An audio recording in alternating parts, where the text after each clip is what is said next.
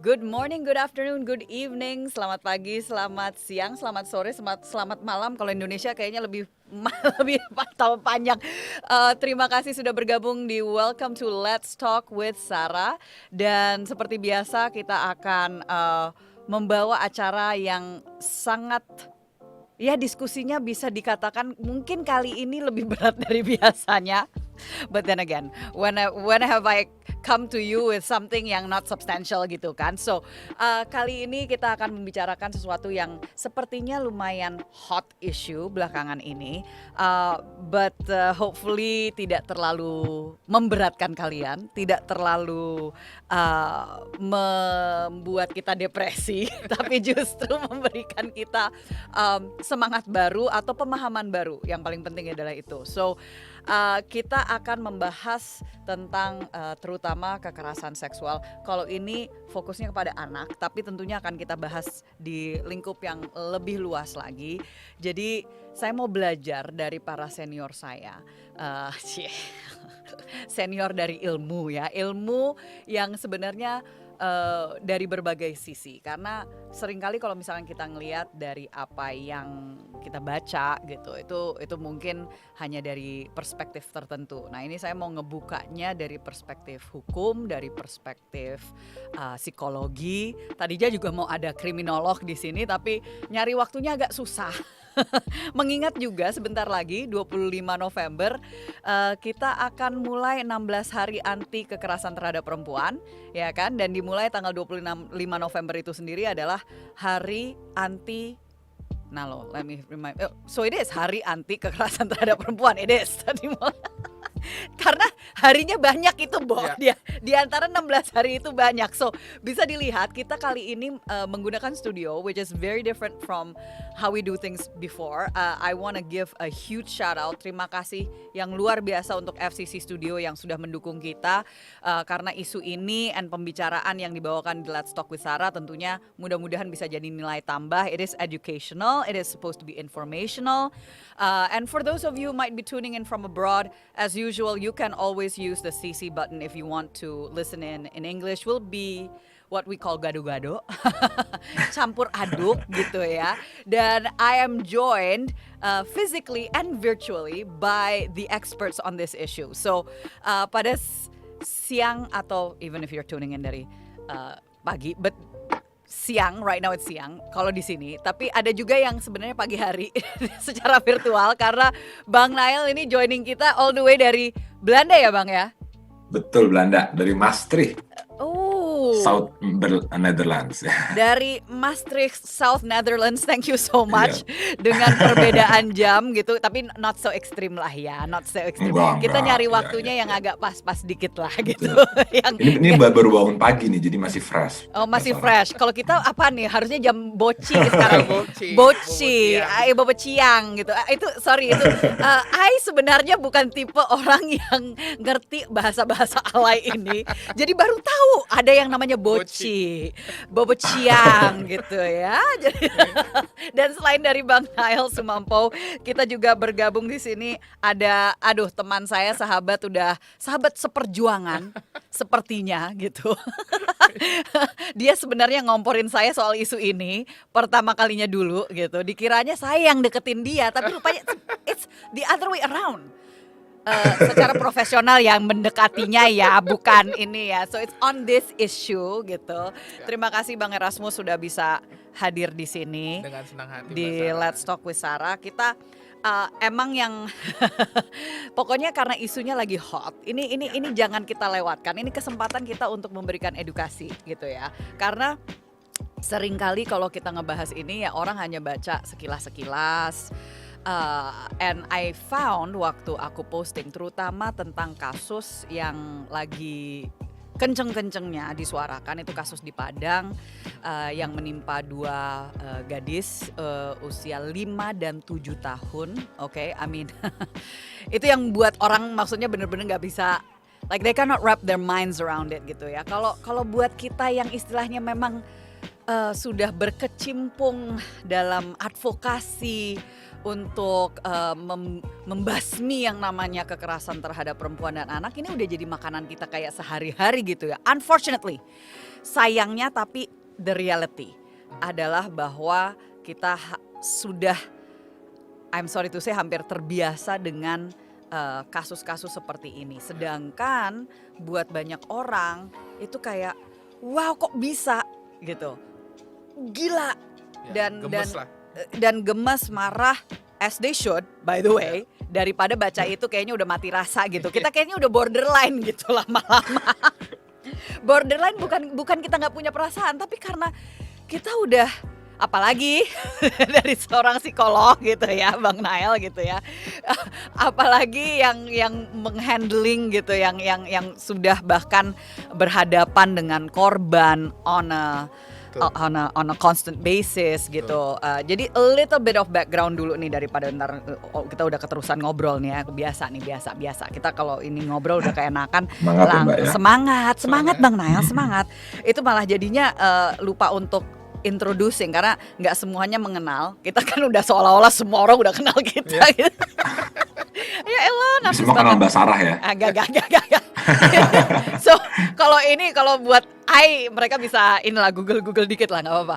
But Bang Nael Sumampo juga silahkan di Google. Tapi beliau juga sangat dikenal di kalangan kita semua sebagai aktivis untuk anti kekerasan terhadap perempuan dan anak, dan juga untuk kasus-kasus tertentu. Apalagi rupanya pas saya nanya juga ke Bang Erasmus, namanya langsung munculnya adalah Bang Nael. Yeah. Saya juga ke A, B, C yang lain juga Bang Nael itu orangnya gitu yang ya? harus. Iya loh, bener loh. Sampai sekarang Anda Baru tahu walaupun saya. di Belanda masih meninggalkan jejak yang luar biasa. Jadi ditunggu untuk baliknya.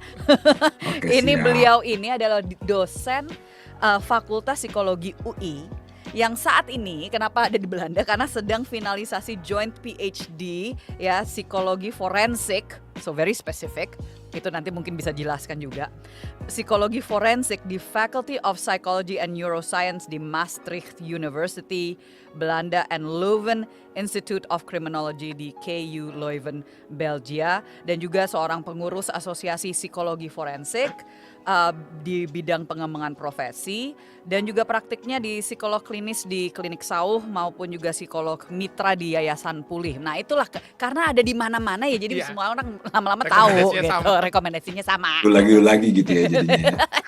4L, begitulah Bang. Iya, Kita benar. soalnya ini bidangnya luas, Iya. masalahnya banyak, Ya. tapi orangnya sedikit. Betul memang. Isn't that the issue? That's the issue, right? That's one of the issues. Iya. Nah, kalau misalkan Bang Erasmus ini, Bang, karena dirimu ada di sini, apa mau memperkenalkan diri sendiri atau mau diperkenalkan? Enaknya gimana nih? Bang Erasmus ini, oke, dia adalah direktur eksekutif, correct Yes. ya, dari Institute for Criminal Justice Reform, oke. Kalau nggak tahu bahasa Indonesianya bisa ditranslate Google, atau mungkin kalau bahasa Indonesianya apa sih Bang? ICJR gitu ya. Bukan singkatannya.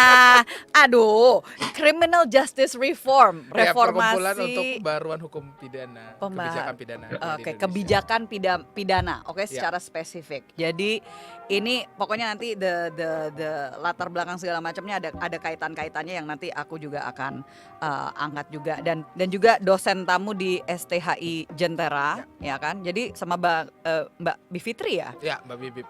Yes ya. Bivitri. Bivitri aka Bibip. Ya, oh iya. Ya, soalnya beneran nama panggilnya Bibip. dan ya kan kenalnya ya itu juga gitu Iya. kan. Ya exactly. Eksistensinya di dunia hukum pidana dan HAM menghasilkan beberapa publikasi yang berfokus pada reformasi sektor peradilan dan kebijakan pidana. Kalau kita berarti bentar dulu deh Bang Nael, aku mau balik dulu ke awal mula ketemu Ya. sama Bang Erasmus. Ya. Di mana saat itu I menjadi salah satu dari hanya segelintir orang. Cuma 2, Mbak. Jadi bukan salah satu. Let's be Technically, clear. you are the leader. Technically there was only 2 of us. Gitu. Yang waktu itu banyak yang menyuarakan karena pemerintah, dan let's be clear about this, yang ini biar semuanya tahu, yang mengusung untuk adanya Perpu yang dikenal waktu itu sebagai Perpu Kebiri, oke. ini juga langsung untuk menjawab pertanyaan-pertanyaan yang muncul di medsos saya waktu saya posting tentang yang kejadian yang di Padang itu, yang menimpa 2 bocah itu. Kita harus ada undang-undang yang punya hukuman kebiri. Saya mau menjawab, kita sudah punya. Betul. Oke, tapi tapinya ini besar. Betul. Bahwa saya salah satu dari rupanya 2 Cuma ya 2. wakil rakyat waktu itu happen to be kita di Komisi 8 di mana kita menerima pengajuan Perpu tersebut, yang stance-nya waktu itu menolak. Oke, nah ini saya mau mengambil kesempatan ini, this is my own YouTube channel, hello. I will use it as a chance untuk mensosialisasikan why. Kenapa waktu itu saya menolak ya, dan itu pun juga salah satunya adalah karena let's be clear, dorongan dari satu orang ini plus Aliansi 99. Jadi bahkan ada organisasi dan itu harus dijelaskan why-nya. Nah, before we go there, satu itu yang ngusung adalah sebenarnya dari Mensos, bukan dari Kementerian Pemberdayaan Perempuan Perlindungan Anak. Oke, jadi waktu itu mensosnya adalah Bukoviva.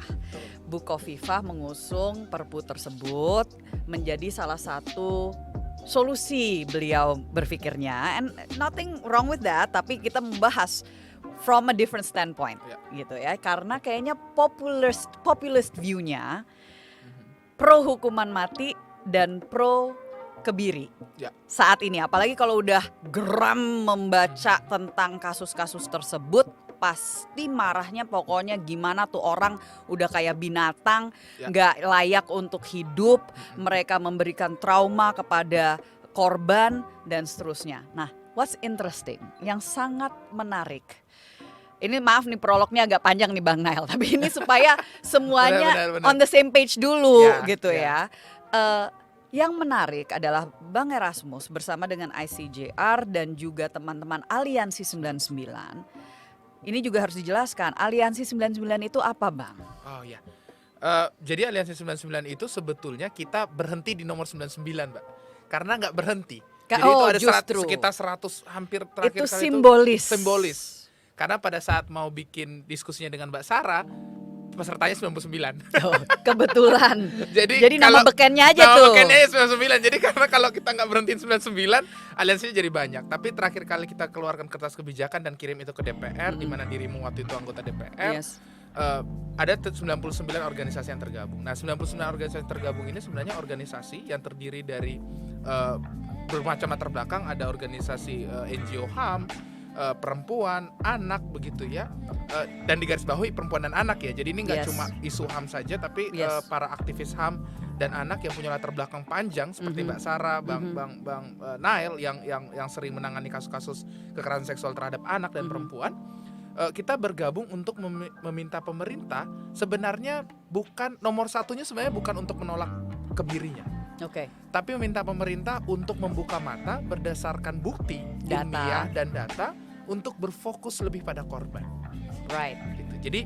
Jadi pada saat dulu kan Perpu ya, bentuknya Perpu ya, Perpu itu keluar. Yes. Kita melihat, nah ini perlu direcord nih. Tidak ada satupun ketentuan baru yang memberikan perlindungan dan memberikan pemulihan pada korban. Right. So Perpu itu dibuat dengan logika memberikan pemberatan hukuman. Jadi itu yang membuat kita saat itu poinnya akhirnya membuat aliansi ini, Aliansi 99 ini untuk kemudian memberikan dorongan pemerintah, jangan ngomongin pelaku mulu dong. Yes. Ngomonginlah korban. Nah, gitu. Ini menarik karena ini pun yang terjadi sekarang. Ya. Oke, kenapa itu kita harus jelaskan? Karena waktu itu bukan, again, it's not menolak kebijakan untuk pemberatan hukuman. Betul. Oke, let's be clear. Kita mau memberatkan hukuman, tetapi hukumannya juga harus tepat. Satu. Yang kedua, kalau misalkan dilihat itu pasti hampir semua yang komentar di medsos saya pun tentang kasus ini secara natural itu berfokusnya kepada gimana supaya orang-orang itu bejat itu pelaku dihukum seberat-beratnya. Betul. Sedangkan Aliansi 99 plus yang pokoknya nama bekennya Aliansi 99 bekennya. Dan itu udah termasuk LBH Apik, para pendamping ya. Jadi these are the people yang memang berdampingan dan memberikan perlindungan, memberikan pelayanan kepada mereka yang menjadi korban. Oke, so mereka beririsan langsung, berhadapan langsung dengan para korban dan keluarga korban. Betul. Bayangkan, these are the people handling it, yang langsung ngomong sama para korban, mereka pun ikut gerakan untuk tolong hold dulu. Kalau bisa buat perpunya yang agak yang melihat data, melihat mendapatkan masukan dari kita, dan terutama untuk korban, karena di situ belum ada menitik beratkan pada korban, tapi hanya untuk pemberatan hukuman, dan apalagi hukumannya salah satunya adalah kebiri kimiawi. Oke, nah jadi emang pada aneh semua waktu itu, bingung. Ini Bu Sarah yang biasanya paling vokal untuk mendorong upaya pencegahan dan untuk penegakan hukum bagi pelaku dan ya pokoknya gitu-gitu untuk perempuan dan anak, kok tiba-tiba menolak gitu kan. Nah, ini juga harus diklarify. Perpu itu beda dengan undang-undang, nggak bisa direvisi teman-teman. Perpu hanya diajukan untuk disahkan atau ditolak oleh DPR. Oke, jadi kita nggak ada opsinya waktu kalau kita terima, ya udah terima mentah-mentah apa adanya, all the good and all the bad. Kalau RUU itu artinya ada revisi yang itu bisa dibahas dulu. Nah, sekarang aku mau ngebahas yang waktu itu kayaknya belum sempat dibahas di DPR karena Perpu waktu itu jujur kita cuma dikasih 2 hari dan itu pun dari Kementerian Hukum dan HAM tidak ada satupun yang hadir di pertemuan itu karena mereka kayaknya antara mereka tahu atau I cannot say they don't care about the Perpu, atau mereka tahu kalau mereka bakal dihantam dengan segala pertanyaan yang mereka nggak bisa jawab. Karena memang Perpu itu, I say, mohon maaf, dan akhirnya kan disahkan, itu seperti kado yang indah tapi kosong isinya. Betul. I said this di dalam rapat paripurna, bisa dicek recordingnya, saya sudah menyatakan bahwa itu seperti kado untuk masyarakat Indonesia, seolah-olah kayaknya indah banget, yes, ada hukuman kebiri kimiawi, yes, ditambah hukumannya dan segala macam. Tapi pelaksanaannya masih dipertanyakan how. Nah ini kita, oke. So ini yang mau kita ngulik dikit karena kasus-kasusnya sekarang because of media sosial. I will say ya, ini juga harus kita luruskan. Bukan berarti nggak ada sebelumnya, bukan berarti angkanya nggak tinggi sebelumnya. Tapi as we know, sama seperti kasus-kasus KADRT, is a iceberg phenomenon, yang istilahnya cuman kelihatan yang dilaporkan aja, sedangkan yang nggak dilaporkan tuh banyak banget. Jadi ini karena media sosial, jadi sepertinya lebih terungkap gitu ya. And let's talk a little bit about that issue yang the iceberg phenomenon itu dulu nih Bang Nael. Karena dirimu udah lama juga not just as dosen tapi justru memang sebagai psikolog ya, yang handling kasus-kasus juga lewat yayasan ya kan, dan memang yang dealing langsung lah gitu. Jadi kena satu mungkin pertanyaan yang very basic tapi just untuk semuanya bisa ngerti juga perspektif korban ya kan, itu yang jarang banget di highlight gitu. Kenapa sih kalau misalkan ada kasus gitu terus kayaknya sungkan untuk melaporkan? Like what would be the biggest reasons? Like alasan-alasan yang paling besar itu apa? Pasti kita kepikirannya kan, oh mungkin dia malu. Tapi is that just it? Atau ada alasan-alasan lain? Gimana Bang Nael? Ya, oke, Mbak Sarah, pertama-tama terima kasih nih ya udah diundang pagi-pagi di sini. Topiknya cukup seru nih ya.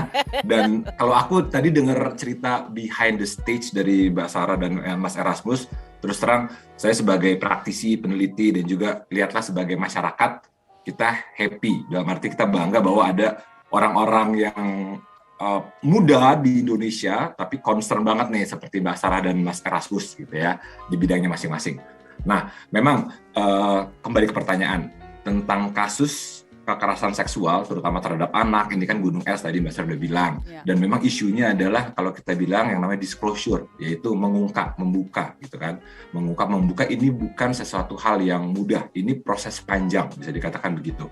Kenapa demikian? Apalagi kalau anak, karena kemudian kita tahu umumnya ini kan pelaku anak ini mereka adalah orang-orang yang dikenal oleh anak, bahkan ada dekat dengan lingkungan mereka gitu lah kira-kira. Jadi bukan stranger, betul ada kasus-kasus stranger, tapi mayoritas adalah orang yang sudah Justru dikenal. mayoritasnya secara data adalah orang-orang di sekitar anak Betul. tersebut sendiri. Oke. Iya, mayoritas sudah dikenal gitu ya. Lalu kemudian kenapa memang isu mengungkap ini bukan suatu hal yang mudah gitu kan?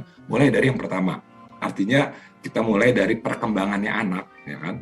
Dia kemudian bisa saja mengalami ini tapi dia tidak tahu namanya apa gitu kan. That's right. Artinya bayangkan dia anak yang semakin kecil ya, artinya dia sangat muda gitu lah kira-kira ya.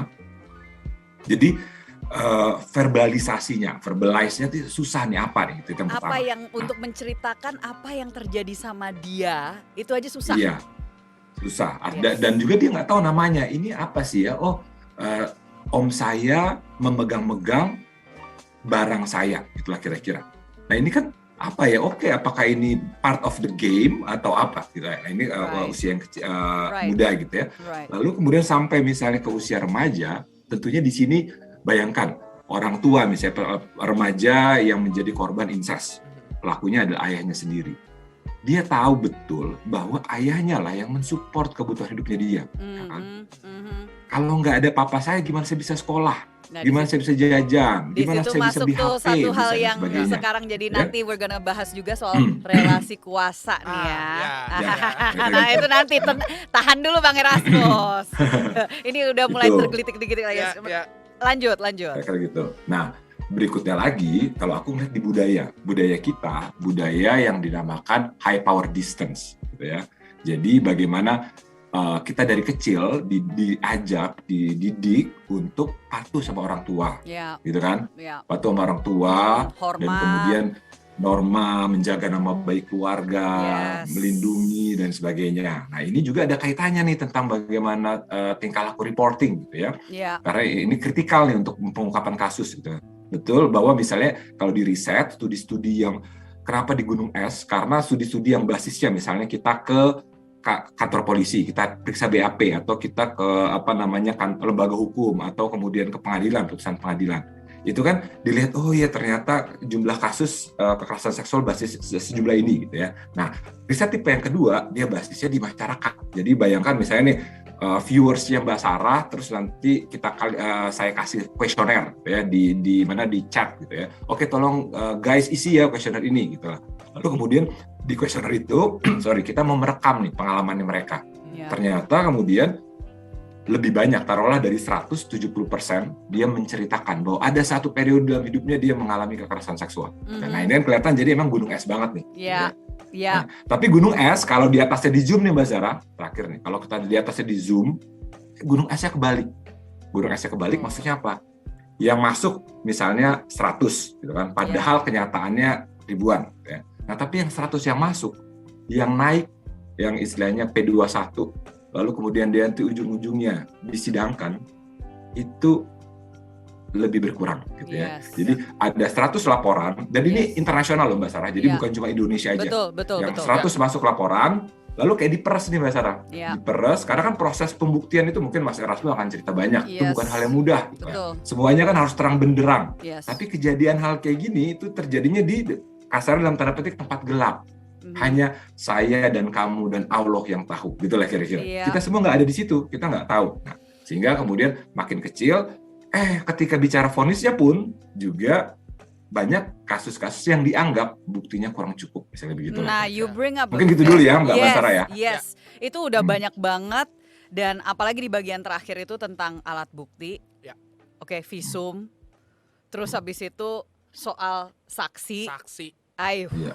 Karena gini, I mean honestly bisa dibayangkan kalau itu terjadi di rumah sendiri, ya kan, di kamar, then it's about hearsay. Karena saksinya cuma korban itu sendiri. Iya, Nah ini sekarang belum ada lagi, Brown tuh. ya and then belum lagi kita ngomong tentang kalau misalkan ini kejadian kepada yang sering kali unfortunately terjadi dengan masyarakat atau mereka yang difabel, Ya. ya kan? Ya, Kalau they have a even bigger problem untuk menyampaikan apa yang dia alami. Ya, so ini emang pokoknya lapisannya tuh banyak banget. Ya. Lapisannya banyak banget yang harus kita hadapi, dan itulah betul banget yang Bang Nael tadi sampaikan bahwa satu, it takes courage, it takes understanding untuk dan pokoknya keberanian yang luar biasa untuk mengungkapkan dan menyampaikan apa yang terjadi pada dirinya. Apalagi di komunitas talking about budaya, ya, budaya yang menganggap seringkali itu aib. Ya.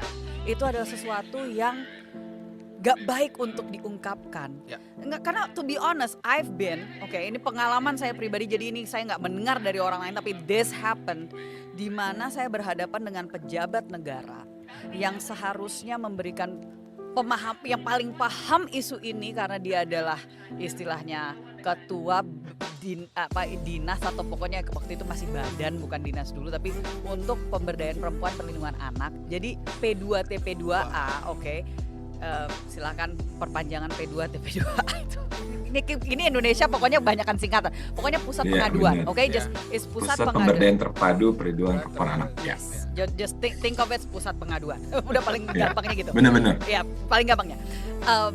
Itu bahkan ngomong seperti ini kunjungan resmi waktu itu sebagai anggota DPR, and saya saking marahnya itu padahal lagi hamil juga, and by the way waktu lagi hamil saya masih ingat banget, hamil anak pertama waktu itu berapa bulan, and this person, si ibu ini, bilangnya, iya kita itu ada kesulitan Bapak Ibu, bagaimana ya caranya, karena kita kan sangat terbatas dari segi anggaran. That far is good, udah, ya memang benar. Terus dia bilangnya gini, ya karena bagaimana kita bisa memisahkan antara mereka yang masih suci dengan mereka yang sudah tidak suci. Gila nggak lo? Gila, gue swear gue rasanya itu bias tuh Mbak namanya. Gue rasanya gue udah, I'm sorry, did I just hear that right? Bisa bayangin gitu ya, Bumil langsung minta pimpinan, saya minta kesempatan untuk bicara. Ini di daerah, gue masih ingat ini di mana, Istilahnya gini, karena apa yang dia maksud adalah yang dianggap tidak suci adalah mereka yang mengalami kekerasan seksual. Karena sudah ternoda. Can you imagine? Dan bahkan saya dengar juga dari waktu itu Bu Kofifa yang cerita ke saya yang kasus di Bengkulu waktu itu. Ingat yang di rape gang rape, right? Diperkosa berapa belas orang dan meninggal, ya kan? Juga dibunuh waktu itu. Keluarganya harus keluar dari, you know this, harus keluar dari desa itu karena bahkan diperlakukan seolah-olah itu bawa aib.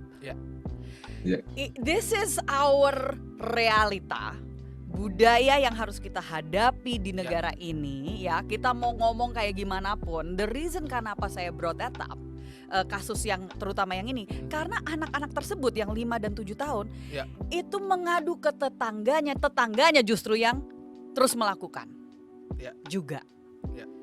Sebelum akhirnya dia ke tetangga yang perempuan baru dibantu untuk dilaporkan. My point adalah kita ini mau bicara kayak gimana kalau di sekeliling kita aja kita jadi bingung kita harus mengadunya kemana, right? Karena you brought up about budaya dan segala macam. Nah, dari kembali lagi. Kalau udah bicara ini kita memang banyak banget ya. Banyak banget. Topiknya benar-benar. But here's the thing. Nah, karena I brought up, kita mulai spesifik lagi dikit deh. I brought up about bagaimana mereka mengadu ke pamannya, ke tetangganya. Mereka kok ikut-ikut jadi pelaku. Nah, I wanna know dari segi psikologi, Bang Nael. Karena I cannot. Apakah gitu kan? Jadi istilahnya kayak you know how they say gini kan, tiba-tiba ada orang yang bilang bahwa pedofilia itu kayak virus yang bisa menjangkit dari satu Ya. orang ke orang lain gitu kan. And I'm like, aduh ini kayaknya kita harus meluruskan sedikit Iya, gitu ya. We need to put this into context. What actually is pedophilia, Bang Nael? Mungkin Ya, bisa ya, ya. menjelaskan sesederhana mungkin. Jangan terlalu kuliah umum yang Sip. buka Betul ya. Bapak SKS Jadi gitu. menjelaskan, ya betul. Maklum dosen. Benar-benar memang kalau dosen biasanya ngomongnya waduh gitu ya. Banyak ngomongnya. Oke Mbak Sarah.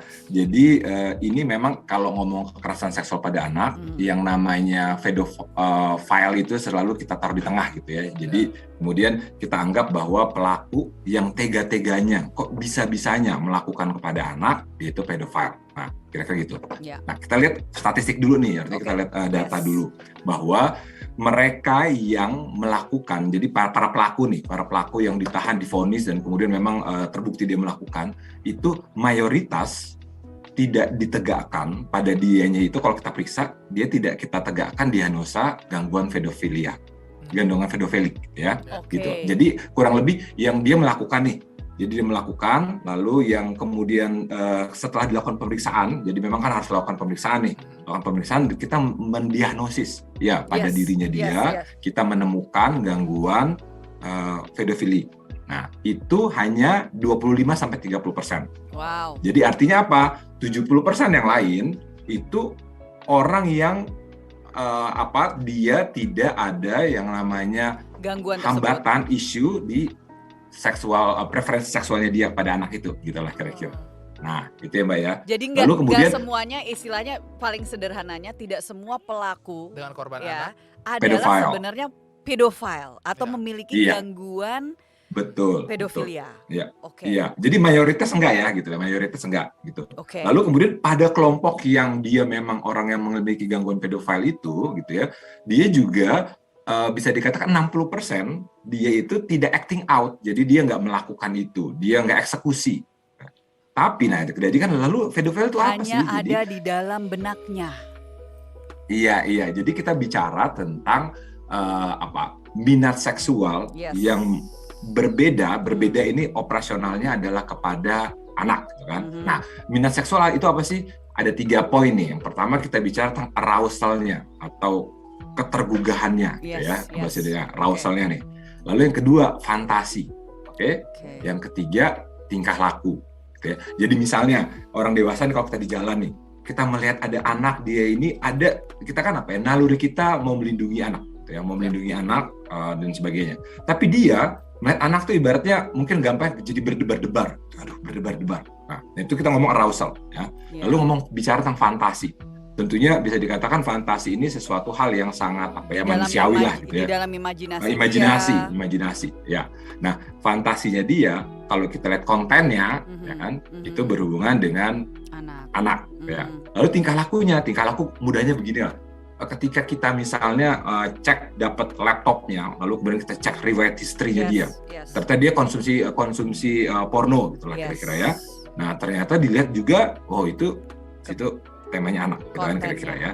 Nah, tapi itu juga kita tegakkan diagnosis gangguan pedofil. Kan tadi tipe yang pertama kaitannya dengan arousal, fantasi dan tingkah laku seksual yang beda spesifik anak. Yang kedua, itu bisa dikatakan mengganggu dirinya dia. Jadi mengganggu dirinya dia dan berdampak ke fungsi sosialnya dia. Misalnya taruhlah buat dia. Ya, dia bapak-bapak yang bekerja, dia jadi minat bekerjanya jadi kurang, atau mahasiswa dia juga ya gitu lah, jadi di-stress lah kira-kira gitu. Nah itu lah. Lalu yang ketiga nih, ini ada yang terakhir tuh kaitannya usia. Jadi kita bisa tegakkan diagnosis itu gangguan pedofil kalau misalnya minimal orang itu usianya sudah 16 tahun ya. Lalu kemudian si korbannya itu usia anak gitu ya, 13 tahun lah maksimal, tapi bedanya ada 5 tahun. Beda jarak antara si usia pelaku dan usia korban, kayak gitu. Nah, jadi itu yang ada di misalnya kan kalau dimaksud dengan gangguan pedofilia.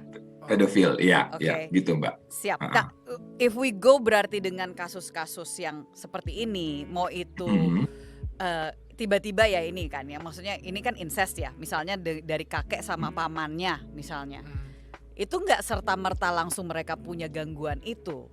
Oke. Atau tetangganya juga nggak serta-merta serta-merta. dia adalah punya Tidak gangguan, serta-merta. ya kan? It's not just Iya, langsung pokoknya mereka berarti iya, pedofil gitu. iya. Tapi dan dari segi psikologi kembali lagi nih, like Iya. apakah it just happen to be kayak oh apa namanya berdasarkan data lah mungkin ya dari yang Mm. dari yang tadi kan apa mungkin 30% ya 30-40% yang Iya, yang iya, pedofil. Kalau yang melakukan apa kekerasan terhadap anak, terutama kekerasan seksual terhadap anak, tapi tidak memiliki gangguan Iya, betul. pedofil itu, what would be their biggest motive sebenarnya? Apa is Iya, just Iya. kesempatan dalam kesempitan? Mhm. Atau Iya, iya. karena kan untuk mencari solusi kita harus tahu akar permasalahannya dulu gitu. Benar Mbak, benar. Right? Jadi benar Mbak Sarah. Jadi artinya bottom line-nya Hmm. anyone could be a perpetrators gitu kan. Jadi siapapun bisa jadi pelaku. Gitu. Nah, Siapapun. ini juga saya pikir penting karena kemudian kadang-kala apalagi kita lihat oh nggak mungkin lah dia ini kan tokoh agama yang oke misalnya gitu. Nggak Ya, mungkin lah dia politisi yang oke. Nah, hal seperti ini gitu ya. Yes. Atau Yes. dia ini latar belakang pendidikannya kan tinggi dan sebagainya gitu ya. Nah, jadi kalau kita mau lihat gitu, dia kan bahasan nih, kenapa sih kok bisa terjadi gitu ya? Yes. Aku pikir kita harus kan lihat individu secara komprehensif, gitu ya. Baik si pelaku secara komprehensif, jadi approach-nya kudu mesti biopsikososial, jadi harus biopsikososial, gitu ya. Nah, dari bionya, memang ini ada nih Mbak Sarah, kasus di Jakarta, ya, seorang bapak-bapak usia 50-60 tahun, dia kena stroke, ya. 60 tahun ya, dia kena stroke. Setelah dia mengalami stroke, dia kemudian bisa melakukan tindakan yang bisa kita kategorikan kekerasan seksual kepada cucunya, gitu ya. Justru setelah Padahal sebelumnya tidak, setelah mengalami stroke. Gitu ya. Nah, di sini memang ada yang namanya istilahnya acquired pedophile, artinya dia karena ditenggarai, ya, faktor biologis. Jadi ada brain tumor misalnya seperti itu. Karena kita tahu bahwa otak kita kan mengatur, ada bagian otak depan, ya, dia tuh mengatur tentang eksekusi, gitu ya. Eksekusi bicara penimbangan rasional, rasionalitas, oke, yes. Ya, begitu. Ada yang ngatur emosi, gitu kan. Ada yang ngatur kan gini, misalnya kita harus akui bahwa manusia itu kan makhluk seksual, ya. Kita mengalami ketergugahan, kita mengalami keterangsangan dan sebagainya. Namun kita ada area otak kita yang kemudian mengatur gitu ya. Ada pusat emosi, ada yang mengatur ketika senang, tapi senang, tapi kan saya nih mau kerja, tapi ini usia anak, ini. Jadi itu semua kita moderasi gitulah kira-kira. Nah, ketika kemudian area di fungsi otaknya ini bisa dikatakan terganggu atau ada masalah, maka kemudian ibaratnya jalur dia untuk ngolah informasinya kan jadi pendek, jadi keputus gitulah kira-kira kan. Nah, itu dari bionya, gitu kan? Dari bionya demikian. Lalu kemudian aku langsung nih yang ke sosialnya. Kita tahu apalagi di masyarakat kita yang namanya anak adalah saya katakan kelompok rentan. Kenapa kelompok rentan? Karena kemudian beda tadi kan kita high power distance culture menuntut anak untuk selalu patuh, iya gitu kan.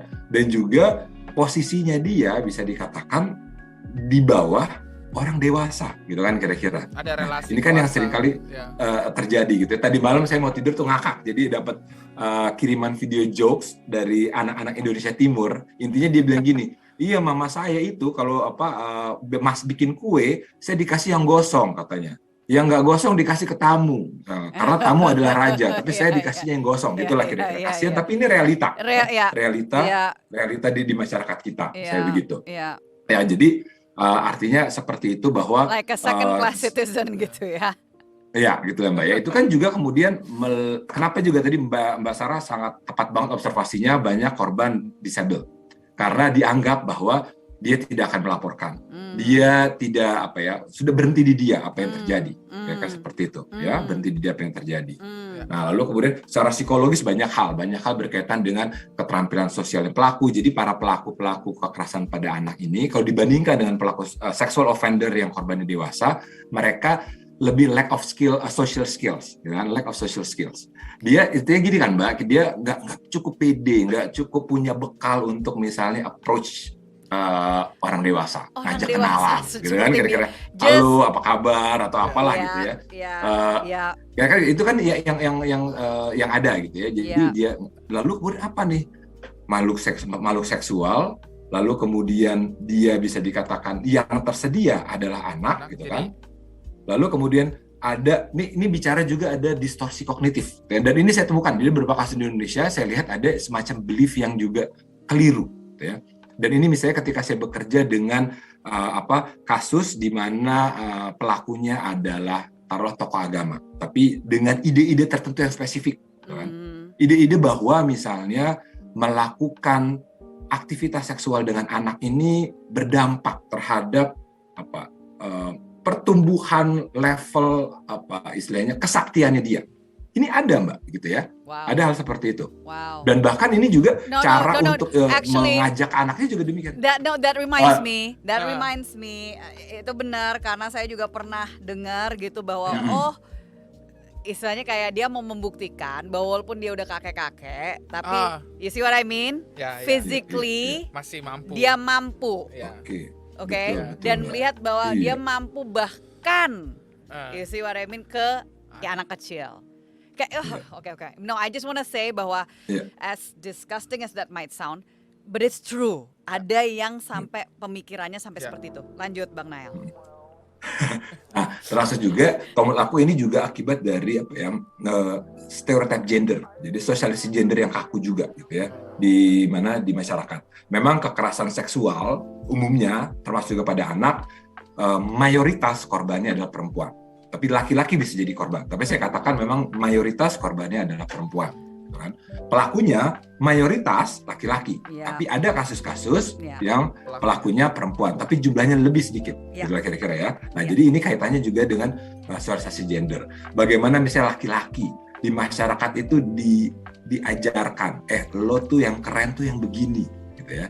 Yang keren udah begini. Right. Yang lu mantep lu udah lu pernah ngerasain misalnya gitu kan. Ini kan ini mungkin aku agak vulgar tapi ini pemikiran di masyarakat gitu kan. Lu udah pernah ngerasain sama perawan misalnya hal seperti itu. Dan hal-hal ini gitu kan yang kemudian mendorong juga mendukung. Jadi tadi ya Mbak biopsikososial. Jadi ada banyak faktor dan nggak pernah bisa hanya satu faktor. Yang kadang-kadang saya gemes itu kalau misalnya penjelasan ini karena dia lemah imannya para pelaku gitu kan. Tapi bapak-bapak tokoh agama yang konon kabarnya kuat imannya pun juga bisa melakukan gitu lah kira-kira. Saya pernah bekerja dengan kasus seorang pendeta melakukan. Seorang tokoh agama juga melakukan, ustadz melakukan ada gitu ya. Bahkan let's just be honest gitu, mau dari pendeta bahkan kiai yang punya pesantren, bahkan mereka yang yang punya panti asuhan, gitu kan, yang harusnya memberikan perlindungan lintas, yaitu pasti. Nah, again, biopsikososial I think is so important. Makanya mohon maaf Bang Erasmus kita agak lama di situ tadi. Saya juga belajar Bo. Makanya mau nggak mau memang kuliah umum. Mas Erasmus nih yang ngatur di hukumnya nih ya. Nah, tapi itu penting banget untuk kita semuanya bisa memahami. Karena I think it's jarang banget untuk bisa dikupas ini loh kasus-kasusnya, karena banyak orang cuma tahu apa yang jadinya viral. Betul. Gitu kan, tanpa melihat, memahami lebih dalam bahwa the most important yang saya ambil dari situ adalah tidak bisa disamakan. Dari pelaku ke pelaku, kasus ke kasus tidak bisa disamakan. Not all of them are motivated gitu kan. Motifnya itu sama. Nah, sebelum kita ke hukum lagi nih, bentar ada satu lagi nih yang penting banget.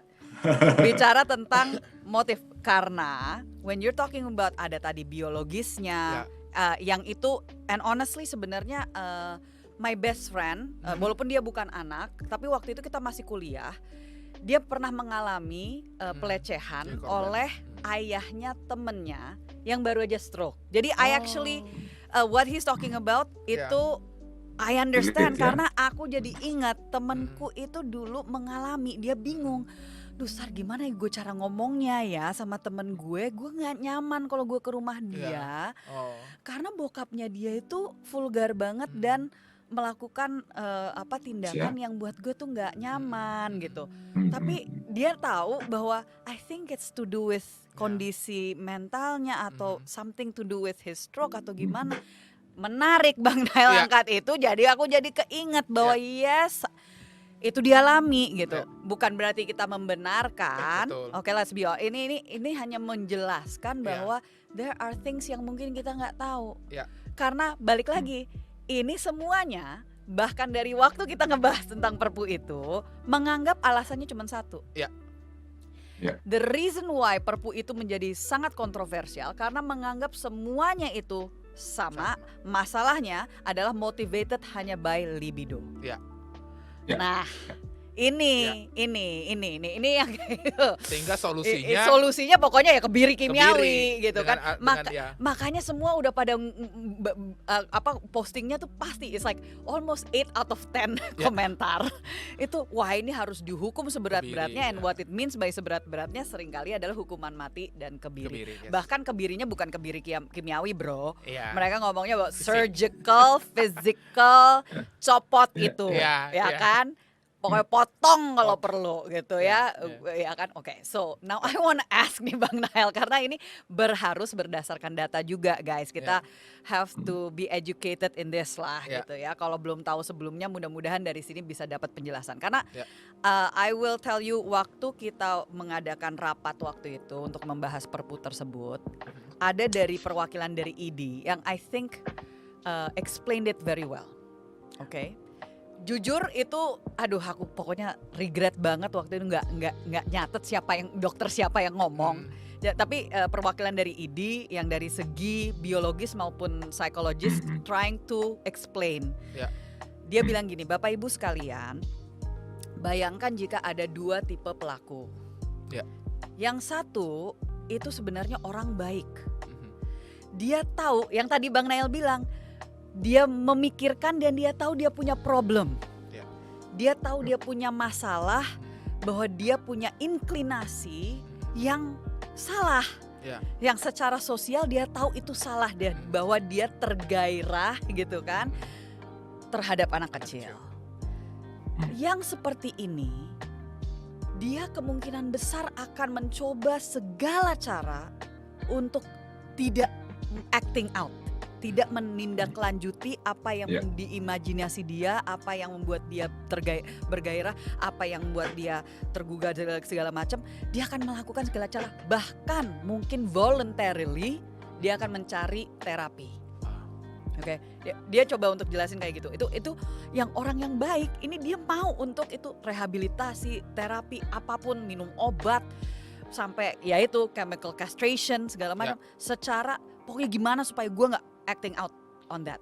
Terus terus dokter ini bilang lagi, nah bayangkan kalau ada tipe yang kedua juga, Bapak Ibu. Tipe yang pokoknya dari sananya udah jahat. Ya. Nggak ada kaitannya sama fisiknya dia, gimana, pokoknya dari sananya udah jahat. Jahat dalam arti dia itu bisa menggunakan apapun untuk acting out. Ya.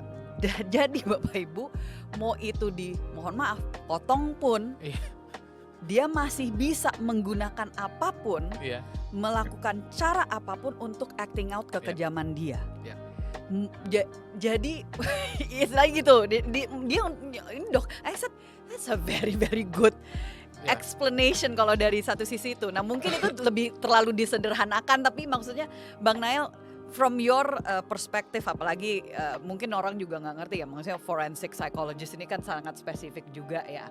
And when we're talking about forensic itu kan pasti hubungannya adalah dengan hukum, dengan pembuktian gitu kan, and penelusuran, right? Like is that terlalu banyak nonton CSI kayaknya gue. Iya. Forensik. Tapi Bang Nael mungkin bisa shedding a little bit more light gitu ya, bisa membuka sedikit pemahaman kita gitu. Dari yang tadi disampaikan udah jelas, maybe you can stress upon it juga, bahwa apakah betul itu motifnya yang memang dari libidonya, gitu loh Bang Nael. Itu gimana? Satu dari situ. Dan itu Mbak Sarah kaitannya dengan intervensi ya. Jadi memang betul kalau kita bicara mengenai apa yang dibisakan gini, kita sebagai negara, kita sebagai masyarakat, perspektifnya kita mau melindungi, gitu kan. Yes. Jadi melindungi dalam arti kita berharap kejadian-kejadian ini seperti ini nggak terjadi lagi. Atau kita berharap bahkan ketika ada potensi kejadian ini bisa terjadi, kita cegah, gitu kan. Nah, sehingga kemudian kita perlu membahas mengenai apa yang bisa kita harus lakukan ke pelaku, intervensi pelaku, gitu ya. Atau mereka yang kelompok beresiko menjadi pelaku kekerasan seksual pada anak. Nah, kalau bicara tentang intervensi, kita harapannya tidak berbasis emosi, gitu ya, bukan basis emosi, apalagi reaksi-reaksi publik negatif itu tentunya betul kita terima, kita bisa pahami karena siapa sih yang mau, gitu ya, ada anak kita, anak bangsa yang mengalami seperti itu. Yang kedua juga kita nggak bisa berbasis ideologi, gitu kan, berbasis ideologi apapun itu tidak bisa. Kenapa? Karena kita perlu berbasis bukti atau evidence base, gitu kan. Karena gini, baik pelaku pun mereka adalah individu yang perlu kita hargai martabatnya, ya. Yang kita benci, yang kita kutuk tingkah lakunya, ya kan. Kita benci, kutuk, dan kita tidak bisa terima dengan tegas adalah apa yang dilakukan. Tapi as a person, kita tetap harus menghargai kemartabatannya karena dari situlah dasar untuk terjadinya perubahan tingkah laku nih, Mbak. Sorry Bang, ini dari tadi aku nahan ketawa karena what you're talking about itu kan itu pasti aku kayak dosen banyak. banget nih ya. Yeah, tapi no, it's not about the dosen part. It's about the part yang dimana orang-orang kayak kita gitu ya, Bang Erasmus gitu. Itu udah biasa langsung kena semprot gitu kan. Kita ngangguk-ngangguk, yang di sana marah-marah. Yang di sana marah-marah gitu. Kalau kita aja di sini kayaknya yes, we totally understand gitu. Karena karena udah sering banget. Ini kalau berhadapan dengan beberapa pihak as aktivis kita udah biasa ya. Itu pasti mereka mengatakan kepada kita yang sebagai aktivis HAM misalnya menyatakan mereka ini sudah merampas hak asasi orang lain. Anak-anak itu sudah trauma seumur hidup. Jadi mereka sudah tidak layak untuk dipertimbangkan harkat dan martabatnya. Dan hak asasinya. Gitu ya. Iya Bang Nael, bingung juga ya kita kalau misalkan udah Nah, kalau kayak gitu gimana tuh Bang Nael? Jadi memang betul kita akui, memang betul Ibu atau Bapak, apa yang mereka lakukan luar biasa dampaknya kepada anak-anak kita, gitulah kira-kira. Saya tidak menyangkal itu, gitu. Namun kita juga berpikir apa yang bisa kita lakukan kepada dia untuk mencegah dia kembali lagi ke masyarakat dan melakukan sehingga jumlah korban semakin banyak. Kira-kira kan. Nah, itu poinnya. Sehingga tadi balik lagi pertanyaan. Oh, jadi kan memang intervensi itu basisnya adalah intervensi yang oke, dia harus berdasarkan assessment yang komprehensif. Sehingga kalau kita lihat biopsikososial, lalu kemudian kita kebiri itu di masyarakat persepsinya kebiri loh Mbak. Iya. Nah, ini makanya pas dibilang bahwa ini kan persepsi sosial. Iya, makanya pas dibilang kebiri kimiawi kadang-kadang suka kecewa mereka. Gitu kan. Itu ya. Nah, kembali ke situ. Jadi kalau kita karena libido itu mereduksi. Karena sangat betul-betul mereduksi. Karena apa? Karena bahkan ada terjadi kasus kekerasan seksual, gitu kan? Seolah libido nih ada keterangsangan, penisnya sudah ereksi, maka dia harus tersalurkan. Terjadi kekerasan seksual bahkan ketika ekspresi frustrasi. Frustrasi karena apa? Frustrasi karena tidak bisa kemudian perform seperti yang diharapkan oleh dia, misalnya begitu. Terjadi kekerasan seksual pada anak. Nah, jadi seperti itu. Maka harus basis assessment, biopsikososial, dan idealnya memang kita bilang tailor made. Jadi kayak kita ke penjahit gitu loh Mbak Sarah kan. Diukur dulu. Tentunya pinggangnya Mbak Sarah beda lah sama Mas Erasmus gitu kan. Lingkar kepalanya beda dan sebagainya. Kan? Nah, kalau sekarang kayaknya lingkar pinggangnya agak-agak sama sih. Gitu ya? Karena lagi hamil 6 bulan. Itu antara pujian. Dengan with all the love Bang Erasmus, with all the love. Biar ini soalnya berat banget bro. Kita harus agak lebih ini ya. Bukan berarti kita menertawakan fakta, tapi biar otak ini nggak terlalu fried. Lanjut Bang Nael. Dan jadi gitu ya. Tadi apa namanya tailor made idealnya, dan juga jadi kalau bicara intervensi itu ada 3 prinsip. Kita harus lihat resikonya. Risk. Semakin ketika seseorang, jadi tiap kita ini kan punya resiko, bahkan saya pun juga punya resiko sebagai seorang pelaku, Mas Erasmus juga gitu ya. Nah, ketika resikonya semakin besar, maka intervensinya kudu makin intensif. Gitu kan? Nah, resiko makin besar gimana? Misalnya ketika resiko tuh ada yang dari jauh, ada yang dekat. Resiko dari faktor jauh, misalnya dia waktu kecil memang dibesarkan di keluarga yang sangat abusive, misalnya si pelaku ini ya, dia keluarga sangat abusive, gitulah kira-kira. Lalu kemudian dia dibesar di lingkungan yang mengendorse namanya kekerasan itu memang perlu bro gitu, itu bagian dari solusi kalau ada masalah gitulah ya, seperti itu. Dan kemudian dia juga umumnya tadi saya bilang pelaku mayoritas laki-laki ya, laki-laki yang dibesarkan dengan begitu banyak privilege gitu kan, sebab privilege sehingga dia merasa deserve untuk mendapatkan apapun yang dia mau misalnya gitu. Ditambah lagi karena ini seksualitas, kemudian dia tidak dapat sex education yang proper gitu lah kira-kira kan, edukasi seksnya minim. Jadi kan kita tahu lah, intinya gini, kadang-kadang saya bilang kepada orang tua atau remaja, mereka ini kan topik yang sangat penting, concern. Kadang-kala sama lah, kita mungkin ingat dulu, kita ngomongin seksualitas sama siapa? Memang kita bicara sama orang tua. Orang tua kita pun juga nggak pernah nanya kan? Kita belajar di mana? Belajar di tempat tongkrongan, belajar di luar. Ya. Belajar di luar itu kemungkinan dapat informasi yang salah sungguh amat sangat tinggi gitu lah kira-kira ya. Jadi itu ada faktor-faktor yang jauh. Sama faktor yang dekat, misalnya dia itu bisa dikatakan pakai minum alkohol atau kemudian pakai obat dan sebagainya. Nah, dia faktor resiko. Jadi prinsipnya resiko besar, intervensi maksimal. Tapi kalau resikonya kecil, kita kasih aja edukasi, gitulah kira-kira ya. Nah, yang kedua ada needs-nya nih, gitu. Ada needs-nya, kebutuhannya apa nih? Kebutuhan terkininya apa? Jadi kebutuhannya apa? Ada yang kaitannya dengan betul tadi Mbak Sarah angkat penting banget karena di beberapa negara bahkan India ada helpline ya. Nah, saya pikir ini kita harus pikirkan helpline untuk para pelaku. Jadi kalau kita bicara tentang, karena gini, tesisnya kan siapapun berpotensi jadi pelaku.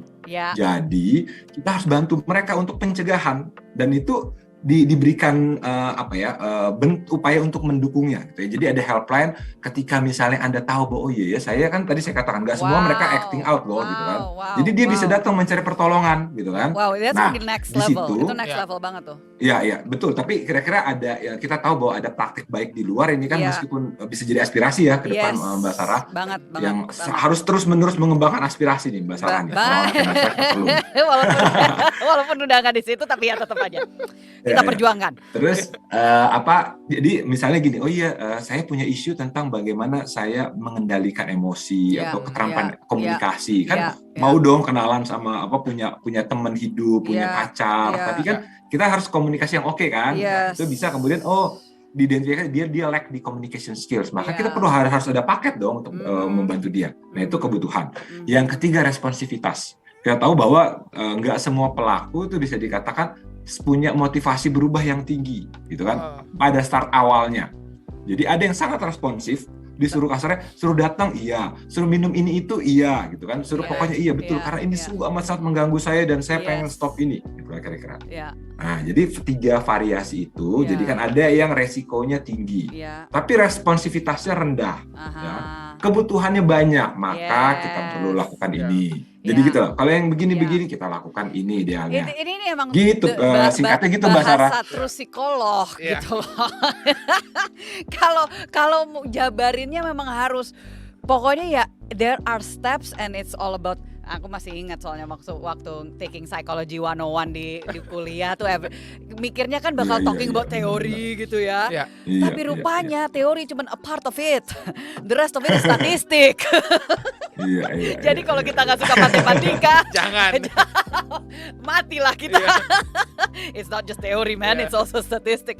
Nah ini tapi from that nggak sadar waktunya udah terus going ahead gitu ya. Tahan dulu Bang Nel, I know you have to go in a few minutes. Tapi ini saya mau kasih kesempatan juga nih untuk Saya jadi pendengar yang baik sebenarnya. Kita jadi pokoknya belajar dulu ini bro. Soalnya penting banget ini. Benar. Kita karena kalau kita bicara hukum, kita kan harus membasiskan membasiskan semua kebijakan itu berdasarkan apa yang masukan seperti ini dari ahlinya, ya kan, yang ngerti tentang persoalan atau isu tersebut. Betul. Kalau kita mau ngomong tentang kesehatan, ya ngomonglah sama para tenaga kesehatan, mau ya. itu dari dokter, bidan, Benar, apapun itu yang buat obatnya gitu kan istilahnya, ini obatnya dosisnya perlu berapa, kayak vaksin gitu Iya, kan, ini iya. vaksin bakal efektif berapa lama dan seterusnya. Maksud kita nanyanya sama sama orang di bankir kan nggak Iya. mungkin gitu kan, tapi urusan keuangan barulah kita ngomong gitu ya, betul, dengan betul. perbankan Ya. dan seterusnya. So ini penting sekali, jangan kita istilahnya salah, karena ini seringkali curcol dikit, Ya. agak segue.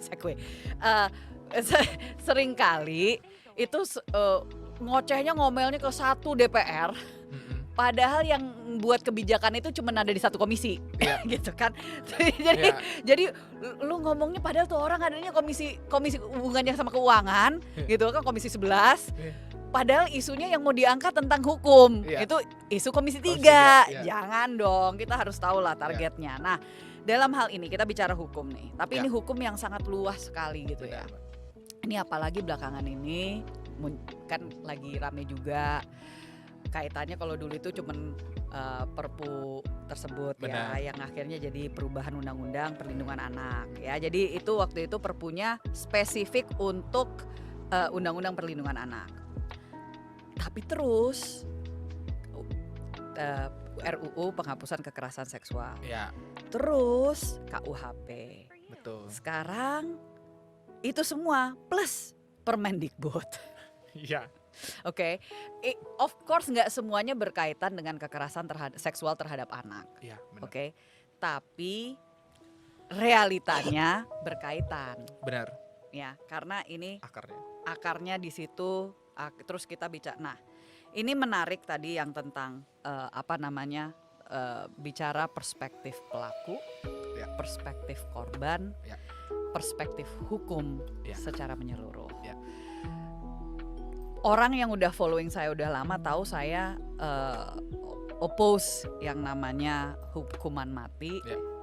dan oppose yang namanya hukuman kebiri. Kebiri. Ya. Nah, tapi juga konteksnya harus dimengerti juga gitu kan, bahwa ethically speaking, nah ini juga dalam hukum itu etiknya banyak, Bapak Ibu sekalian. Ya. Ada yang ngelihat hukum sebagai alat untuk memberikan efek jerak, Benar. ada yang melihat hukum. Nah, kebetulan saya melihat hukum ini adalah yang mengatur secara luas, menghormati hak setiap orang itu harus paling penting, paling utama. Jadi bahkan ini yang sekarang jadi kefrustrasian, orang baru terduga, orang udah mikirnya tersangka, istilahnya kayak gitu kan. Itu Betul. sering ya di Indonesia. Iya. Padahal belum tentu dilaporin terus benar gitu. Benar. Nah, tapi dalam hal ini Iya. kita bicara kekerasan seksual, ya most of the time, ya I'm not saying all of the time karena pasti ada kasus-kasus tertentu, tapi most of the time suara korban yang lebih sulit untuk didengarkan, Ya. karena the burden of proof Ya. itu ada di mereka. Benar. Merekanya itu udah yang jadi korban, tapi untuk membuktikan lebih berat di mereka dibanding di di pelakunya, Ya. untuk membuktikan bahwa dia tidak Tidak bersalah, Ya. gitu loh. Beda sama kalau di negara lain. Nah, ini juga banyak orang Hmm. kalau nontonnya kayak saya gitu ya, CSI, Law and Order, mikirnya semua hukum itu sama gitu di dunia. Iya. Padahal sistemnya kita sangat berbeda, ya kan? Tergantung Common sistem. law, civil Civil law. Oh, beda lagi. Ini jangan banyak netizen tiba-tiba jadi ahli hukum gitu ya, yang istilahnya tiba-tiba, oh karena dinyatakan di dalam situ bahwa Iya. yang dijerat hanya Mm-mm. yang melakukan kekerasan, berarti yang suka sama suka, ya. Kalau suka sama suka artinya dibolehkan. Seolah-olah kalau nggak masuk ke dalam undang-undang itu jadi legalisasi. Legal, ya. Gitu kan. Padahal sistem hukum kita kan nggak seperti itu yang Mbak Benar, Erasmus. Mungkin bisa benar. dijelaskan sedikit nih. Ini menarik, Mbak. Aku teringat dulu pada saat ajak Mbak Sarah mendiskusikan ini, sebenarnya kan yang banyak masyarakat nggak tahu apa sih rekomendasi lainnya kita, kan itu ya. Dan Bang Nael tadi sudah menjelaskan dengan sangat penting, karena hukum itu ngatur manusia. Kita itu nggak ngatur benda mati. Hello. Kita nggak ngatur barang-barang, meja, kursi yang lo atur dia ngikut gitu loh. Ya. Yang kita hadapi itu manusia, dan yang dikatakan Bang Nail itu tepat sekali bahwa hukum itu nggak ngelihat satu sisi, dia nggak cuma ngelihat korban dan dia tidak cuma ngelihat pelaku.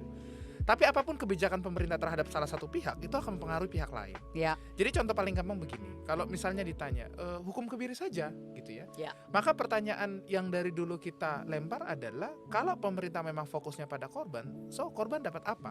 Ya. Gitu Ya. Kita pernah lempar data di 2021 awal-awal pada saat PP Kebiri, peraturan pemerintah Kebiri jadi, kita tanya pemerintah menganggarkan sekian budget untuk Kebiri, sampai sekarang kita belum tahu karena belum dibuka begitu ya, berapa sih biaya untuk sekali suntik. ID bilang satu kali treatment untuk 2 tahun itu 40 juta Mbak, ID yang bilang, tapi itu hanya untuk suntik karena kan ada beberapa proses lanjutan ya. Yes. Yang kemudian berhubungan dengan itu 40 juta. Lalu kita buka-buka nih, itu untuk satu pelaku nih, Satu 40 pelaku juta. 40 juta. Iya. Korbannya dapat apa? Berapa yang dianggarkan pemerintah? Ah. Dan ternyata di 2019-2020 pada saat kita bongkar anggarannya LPSK, kita ambil dari LPSK ya, yang kasih servis gitu ya. Lembaga Perlindungan Perlindungan Saksi Saksi Korban. dan Korban. Jadi Oke. ini kalau teman-teman ngomongin korban, nah inilah orang yang di frontliner nih. Mhm. Di samping ya masyarakat ya seperti Iya. Bang Nail, Dipuli dan lain-lain. Jadi anggaran mereka tahunan itu hanya sekitar 120 sekian miliar, 150, 120, 150 miliar. Ini anggaran semuanya. Iya. Anggaran belanja untuk korban itu yang termasuk layanan, kan dia harus bayar stafnya dan lain-lain. Itu ada di angka sekitar 50 sampai 59 miliar per tahun. Ketika ngomong korban, Mbak, itu reduce lagi setengah. Jadi setiap tahun Mhm. kita itu perlindungan saksi untuk perlindungan korban untuk pemulihan di LPSK itu anggarannya hanya sekitar 25 miliar something. Ya. 25 miliar itu dibandingkan anggaran total perlindungan saksi korban itu anggarannya kecil sekali. Mhm. Jadi 20% hanya sekitar bahkan nggak nyampe 50% dari total anggaran untuk pemulihan korban. And let's be clear, Ya. itu untuk semua korban yang ada di Benar, dalam tidak hanya perlindungan kekerasan seksual. Betul. Tidak hanya kekerasan seksual. Nah, karena ini menarik juga karena Betul. kalau yang di bawahnya Kementerian Sosial di tahun terakhir ya, yang gue tahu Iya kan? gitu kan. Untuk 2019 2020 waktu itu mengcover 7.000 orang, 7.000. oke? Iya. Dan itu udah termasuk untuk keluarga korban. Ya. And it's one time. Ya. Nggak yang, kan kita tahu traumanya ini ya Bang Nail ya. Benar. Kalau kita bicara Benar. treatment untuk Benar. korban, Benar. bukan hanya untuk pelaku tapi untuk korban it Ya. takes years sometimes Yes. gitu, bertahun-tahun bahkan Bertahun-tahun, ada ya. yang sampai seumur hidup. Betul. Oke. Nah, jadi anggaran 25 miliar itu mungkin kedengarannya besar, Mhm. tapi kalau misalnya itu dipecah ke semua Mhm.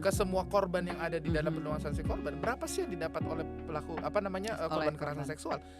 Lebih spesifik lagi, berapa yang didapat oleh korban kekerasan seksual yang dia anak? Ya, gitu. ya. Dan ini biasanya ditempel kalau misalnya korbannya masih ada. Jadi kasus tadi yang Mbak Sarah cerita, yang anak kemudian meninggal lalu kemudian keluarganya diusir Iya. dari kampung begitu ya, pindah. Sampai sekarang detik ini pertanyaannya, keluarganya tidak merendahkan ya, bukan merendahkan keluarga korban, tapi apa yang dilakukan pemerintah untuk keluarga? Halo. Apa yang dilakukan pemerintah untuk korban-korban ini? Mhm. Jadi kalau kita ditanya bahwa kenapa sih lu nggak mau tidak mau kebiri, tidak mau hukuman mati, karena cukup spotlight untuk pelaku. Hmm. Gitu. Hmm. Yang harus dilakukan adalah yang seperti kata Bang Nail, apa ya sih yang penting dilakukan oleh pelaku? Tadi kata Bang Nail, ada berapa banyak program pemerintah untuk memastikan pencegahan terjadi? Mhm. Gitu. Mhm. Mbak Sarah, kalau dalam kacamata hukum pembuktian kekerasan seksual, itu salah satu pembuktian yang paling sulit dilakukan di dalam hukum. Karena apa tadi yang dirimu katakan, ada saksi, visum belum tentu ada. Sekalipun visum belum tentu keluar kekerasan. Belum lagi visumnya itu yang harus bayar siapa? Korban. Kalau misalnya dia mau Karena lakukan langsung. kalau nggak salah baru DKI yang visum gratis. Dan itu kalau untuk dirimu korban. melapor kepada polisi. Hanya kalau melapor. Iya. Lah istilahnya gini.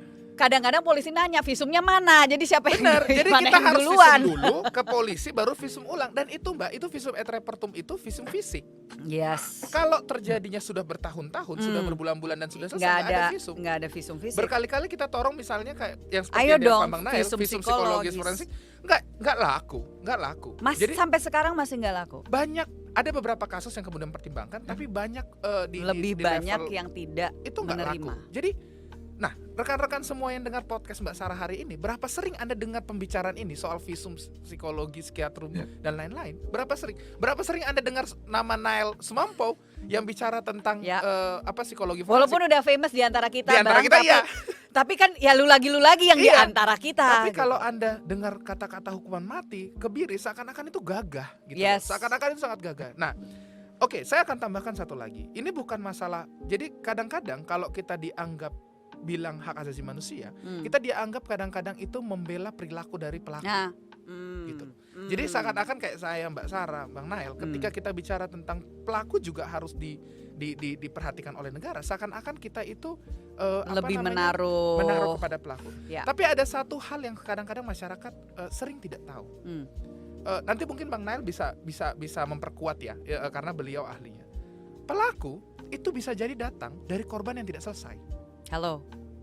Jadi, ini sering betul diangkat juga. I'm glad ada netizen yang komentarnya adalah ini gimana kalau misalkan trauma dari korban itu tidak teratasi, mereka nggak melalui pemulihan, terus habis itu mereka menjadi pelaku gitu loh. Jadi pemulihan pada korban, pemulihan kepada pelaku yang nanti mungkin dia kembali ke masyarakat, itu sama nilainya dengan pencegahan yang harus dilakukan pemerintah. Nah, Mbak Sarah, kenapa kita harus bicara ini? Karena kalau orang-orang simple, dirimu pernah pembentuk undang-undang dan paham betul betapa susahnya berdebat di ruang pembentukan undang-undang. Ketika kita bicara tentang pelaku, orang-orang itu kadang-kadang kan bilang simple, oh ya sudah, hukum berat pelaku, pulihkan korban. Faktanya nggak seperti itu. Theoretically, ketika kita fokus pada pelaku, yang ini kelupaan. Mbak Sarah paham betul ketika dirimu berdebat soal PP peraturan pemerintah Perpu Kebiri misalnya, berapa sering dirimu punya ruang untuk bicara tentang korban? Ketutup. Itu yang kita rasakan. Kita berkali-kali dorong soal. Saya kasih contoh agak keluar dikit nggak apa ya? Yang paling kita ingat. Silakan. Contohnya ketika kita bicara tentang terorisme. Saya ingat kita kritik ketika pemerintah bilang mau hukum mati teroris. Saya kritik, lalu kemudian ada pejabat di pemerintah, salah satu pejabat tinggi lah ya di pemerintah bilang bahwa semoga bom itu nggak meledak di orang yang menolak pidana mati. Saya ditanya wartawan, saya jawab, oh iya Pak, saya berdoa bom itu tidak meledak di dekat saya. Karena kalau bom itu meledak di dekat saya, pemerintah nggak ngapa-ngapain. Karena saya korban. Yang dipikir pemerintah itu pelaku. Nah, jadi kalau yang terdengar ini kan orang akan pikir, oh ini Erasmus Sarah ini benci sama pemerintah. No, bukan. Karena rekan-rekan, ketika kita selalu bicara tentang pelaku, bukan pelaku. Kalau kita bicara pelaku dalam konteks pemulihan yang disebutkan Bang Nael, oke.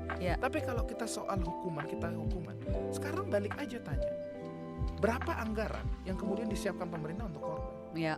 Ketika kita bicara tentang korban kekerasan seksual, yang kita bicarakan sekarang kan anggaran untuk kebiri. Yang kemudian ID aja udah nggak mau nyuntik, gitulah. ID bilang saya nggak mau suntik karena itu etik. Aduh, itu kalau kita buka lagi ya, kenapa saya bilang itu adalah kado yang kosong isinya. Benar. Karena implementasinya sampai sekarang tidak jelas. Tidak jalan.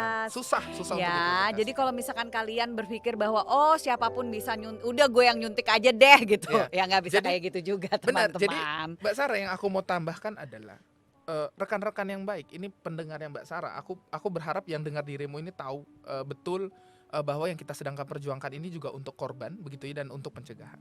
Ya mau kita bilang begini, kalau teman-teman mau pemerintah bisa menyampaikan langsung. Nah, silakan, langsung ya. Silakan. Kalau teman-teman mau pemerintah bekerja secara transparan dan akuntabel, kalau rekan-rekan mau mereka bekerja untuk tujuan yang pasti, tadi tailor made yang disebutkan Bang Nael tadi, bahwa dia bikin kebijakan itu memang untuk korban. Jangan kasih ruang pemerintah bermain retorika. Jangan kasih ruang pemerintah bermain jargon. Kebiri, hukuman mati itu jargon. Seakan-akan kalau kebiri dan hukuman mati and then masalahnya selesai. Jatuhkan, masalahnya selesai. Nah, supaya itu tidak ada, rekan-rekan kita, oke, Anda boleh emosi, Anda boleh marah, begitu ya. Tapi coba yang kayak kebiri, hukuman mati itu perdebatannya kita singkirkan dulu. Jadi supaya fokusnya pemerintah nggak di sini, gitu ya. biarkan itu kita geser dulu, lalu kemudian ayo setelah nonton podcast ini kita bicara tentang korban dapat apa. Ya. Apa yang harus dilakukan pemerintah supaya Kalau pencegahan itu dilakukan. selesai dulu, Yes. then oke lah kita bisa berdebat tentang Kita what bisa to berdebat do. dengan apapun itu Tentang- tentang pelaku gitu loh. Nah, sebelum kita lanjut karena I know time, Bang Nail, Oh, ya. you have to go. Ya. Beliau lagi ngejar PhD gitu ya. Jadi jangan sampai kita menjadi alasan Gue paham eh, sekali iya, nih. beliaunya malah Sarah ini bener. Bener. gitu kan. PhD kita beda. Eh, Kalau yang PhD. bisa. Ini harus Saat pokoknya delivery ya. pulang-pulang harus kita panggil prof soalnya. Benar. Aduh. Tapi Bang Nail, sebelum dirimu pergi karena it's okay, I mean kita akan lanjut dikit Ya, karena this ya. so important this part. Ya. Ada lagi nggak yang mungkin bisa, karena again you talk about tadi kan tentang martabat dari pelaku sendiri dan tentang tailor made. In your opinion, di dalam pemahaman, apakah dengan kita memberlakukan either hukuman mati atau hukuman kebiri kimiawi itu, before we move on dari situ, Ya. oke? Ini biar, apakah itu efektif sebenarnya Ya. sebagai efek jerah? Oke, that's the Ya. kunci karena itu kan yang selalu dipakai sama masyarakat, oke? Sebagai efek jerah bagi pelaku atau calon pelaku. Dua jawaban, Mbak. Jawaban singkat tentu tidak. Ya. Jawabannya agak sedikit lebih panjang. Nggak bisa cuma gitu ya. tidak gitu. Tidaknya Nggak bisa. kenapa? Beda. Tidak, ya. 2 menit Oke. aja, 2 menit Nah, aja, silakan. Ya, jadi artinya jawaban yang lebih, jadi gini, ketika tadi lagi-lagi kita kaitkan bahwa memang betul tujuan kita adalah ingin mengubah tingkah laku, ya kan? Kalau ingin mengubah tingkah laku, maka kita harus memahami apa faktor-faktor yang berkontribusi, dan faktornya itu nggak akan pernah satu, jadi akan ada banyak. Ya. Secara spesifik bahkan ketika memang dilihat yang utama adalah elemen biologisnya, sehingga dia perlu intervensi kebiri kimia, dan itu artinya dari hasil assessment dilihat seperti itu, mendukung bahwa perlu ada treatment yang sifatnya lebih medis atau biologis, ya. Ketika hal itu pun juga diterima, riset membuktikan bahwa hanya itu saja satu-satunya tidak akan pernah efektif. Itu bisa mengubah tingkah laku, itu dampak positif kalau dia ada dalam satu paket intervensi yang sifatnya komprehensif, yang namanya rehabilitasi, ya, rehabilitasi. Nah, itulah yang kedua. Jadi itu kalau pun di luar juga- konteks rehabilitasi susah itu efektif. Ya. Ya, karena bukan hanya seperti kayak Suntik vaksin aja. ya. Oke, Ya. saya vaksin dapat And then suntikan, oke, gone, bye gitu. ya. Iya. Gone gitu ya. Tapi itu harus ada diikuti dengan paket komprehensif rehabilitasi yang terdiri dari misalnya intervensi untuk menyasar tadi kognitifnya dia, pemikirannya dia yang mensupport gitu kan. Membantu tentang social skills-nya dia gitu ya. Dan juga misalnya melihat bagaimana livelihood dia di masyarakat. Dia ini punya Oke. pekerjaan atau tidak dan sebagainya, misalnya gitu ya. Nah, itu. Dan ditambah lagi kalau itu juga dengan persetujuan dari dia, gitu ya, dengan persetujuan dari dia. Jadi artinya itu ketika memang ada sebabnya dan bisa diterima secara ada pendukungnya, lalu kemudian dia menjadi bagian paket komprehensif dan juga disetujui oleh dia dan harus dievaluasi terus, gitu ya, dimonitor. Itu menarik dengan persetujuan dia itu, Bang. Yang nanti kita ngomong lagi ya. Ini kata-kata persetujuan lagi menarik ya, nanti dibahas lagi ya. Iya, karena kan pasti orang iya. istilahnya ngapain minta persetujuan dari udah itu dia orang. pelaku. Dia pelaku, kok ya kasih aja kan namanya iya, juga dihukum kan gitu ya. Iya, betul, betul, tapi betul. ini perspektif dari salah satu tenaga medis ya, Ya, dari Iya. segi psikologi. Ya. Nah, Iya. ada lagi yang mau ditambah Iya. Bang Nail before Iya. you have to go. Dan juga jadi artinya memang saya pikir gini bahwa negara ini punya peran yang sungguh amat sangat strategis dan bahkan harus bertindak. Tapi negara kan harus didukung oleh kita masyarakat. Ya. Ya. Saya mengidam-idamkan bahwa kebijakan-kebijakannya yang bukan berbasis perang di sosial media, gitu ya. Kadang-kala saya melihat ini karena sedang rame, misalnya perang di sosial media, Viral. misalnya. Yes. Ini contoh yang kaitannya dengan kasus di mana nih di Luwu, gitu ya. Ada hashtag kan, percuma lapor polisi, gitu kan. Dibalas dengan Polri sesuai prosedur. Kita masyarakat kita melihat peran penting Polri, dia ada garda terdepan, betul kan? Tadi kita lihat kasus-kasus seperti ini banyak yang nggak naik, sehingga PR besar negara menciptakan mekanisme yang kemudian berpihak atau ramah pada korban dan keluarganya, gitu ya. Karena kita tahu dalam banyak ini kan awal-awalnya nih ya, ketika kalau ini nggak oke, gimana kita bisa tahu ada kasus di kasus di sini, kasus di situ dan sebagainya, gitu ya. Nah, kita tahu bisa di lapangan prakteknya dia dan orang tuanya harus pergi dari satu tempat ke tempat lain, perginya jauh, ongkosnya udah habis. Ya. Sampai di sana suruh datang lagi balik karena belum lengkap. Ya. Dari situ dia suruh pergi kemana? Ke rumah sakit. Dari rumah sakit dia suruh pergi ke dinas ini. Dari situ dia pergi lagi ke sini dan lain sebagainya. Jadi itulah yang saya katakan mekanisme yang kemudian berpihak pada korban, memahami gitu kan bagaimana psikologisnya, dan sebenarnya ada contoh praktek terutama di Skandinavia. Saya pikir ini bisa kita jadikan lagi-lagi inspirasi dan aspirasi, bahwa ada yang namanya satu center, ya. Satu center ketika terjadinya kasus, gitu ya. Kemudian pendekatannya multidisiplin, anak-anak ditanya-tanya tidak sering, gitu ya. Kalau bisa satu kali saja, gitu. Dan yang bekerja di situ di dalamnya ada polisinya, ada kemudian peksosnya, ada psikolognya, karena semuanya demi kepentingan terbaik si anak itu, bukan egonya sektoral, gitu ya, kira-kira kan begitu. P2T-P2A tuh harusnya seperti itu. Memang gitu ya, idealnya begitu, Mbak. Tujuannya, tapi tinggal sistemnya aja yang dibuat. Ya. Nah, terakhir Mbak Sarah, buat para pendengar Mbak Sarah nih, dan maksudnya kita semua masyarakat, ini dari hasil riset, gitu ya, dari hasil riset dan juga dari bisa dikatakan pengalaman praktik, faktor terbesar yang berkontribusi terhadap pemulihan, ya, berkontribusi terhadap upaya penegakan hukum yang positif, gitu, yang berkeadilan adalah dukungan dari keluarga. Itu sangat penting pada bagi saksi korban, ya, dan juga dukungan dari masyarakat, ya. Jadi ini menjadi catatan penting kita adalah ketika terjadinya kasus, terjadinya sesuatu yang dilaporkan, marilah kita bereaksi, selalu berpikir, oke, apakah yang saya lakukan ini berkontribusi terhadap membantu korban, berkontribusi terhadap kepentingan terbaiknya si korban, gitu kan? Karena ini menjadi penting sekali, gitu ya, bahwa apa yang kita lakukan ini punya kontribusi terhadap korban, karena banyak sekali jadi bekerja dengan korban. Salah satu yang mereka katakan begini, oke, kekerasan ini sudah lewat di masa lalu, tapi ada kekerasan yang baru yang luar biasa berdampak pada saya. Itu apa? Stigma sosial. Terus-menerus diberitakan di media, TV kan suka ya, media itu berita yang sensasional. Artinya apa? Dia punya cap, saya anak sodomi. Jadi nama saya bukan lagi Nael, tapi nama saya sodomi.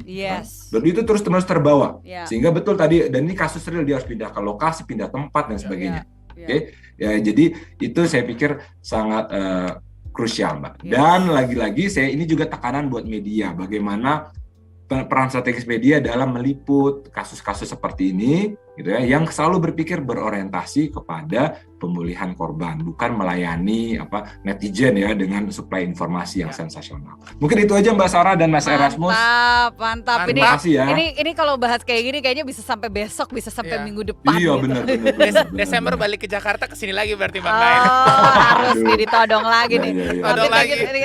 Karena seriously apa yang Bang Nail tadi sampaikan itu sangat bermanfaat untuk kita semua bisa membuka wawasan, karena marilah kita menjadi masyarakat yang bertanggung jawab, dalam arti kita nggak serta-merta makan reaktif reaktif gitu loh. Semuanya dengan emosi dan semuanya dengan, kita harus bisa menjadi masyarakat yang educated gitu ya. Jadi thank you so much Bang Nail.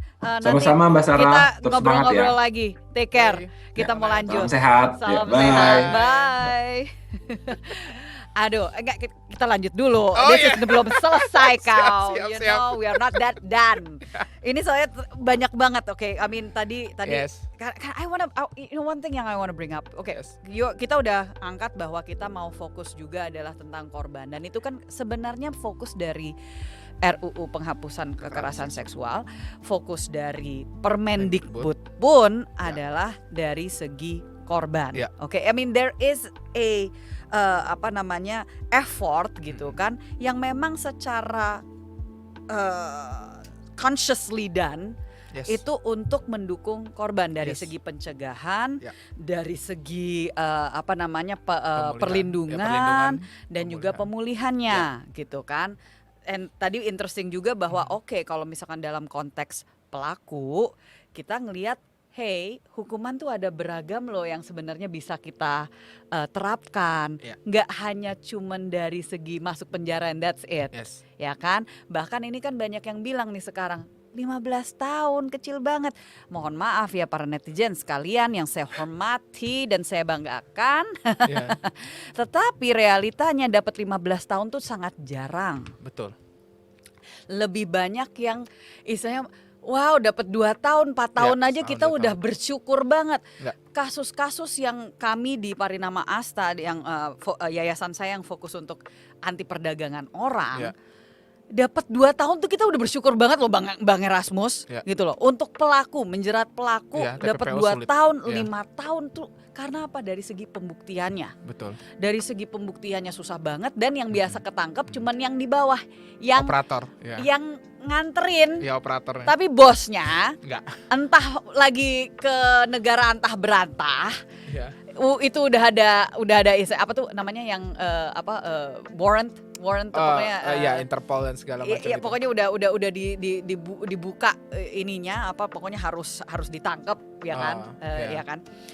Tapi masih belum ketemu jadi on the run gitu kan. Itu banyak DPO banget gitu ya, DPO Masya Allah itu kan bukan orang hukum ya, mohon maaf walaupun aktivis gitu. DPO-nya tuh itu banyak Ya. yang kayak gitu, Ya. oke.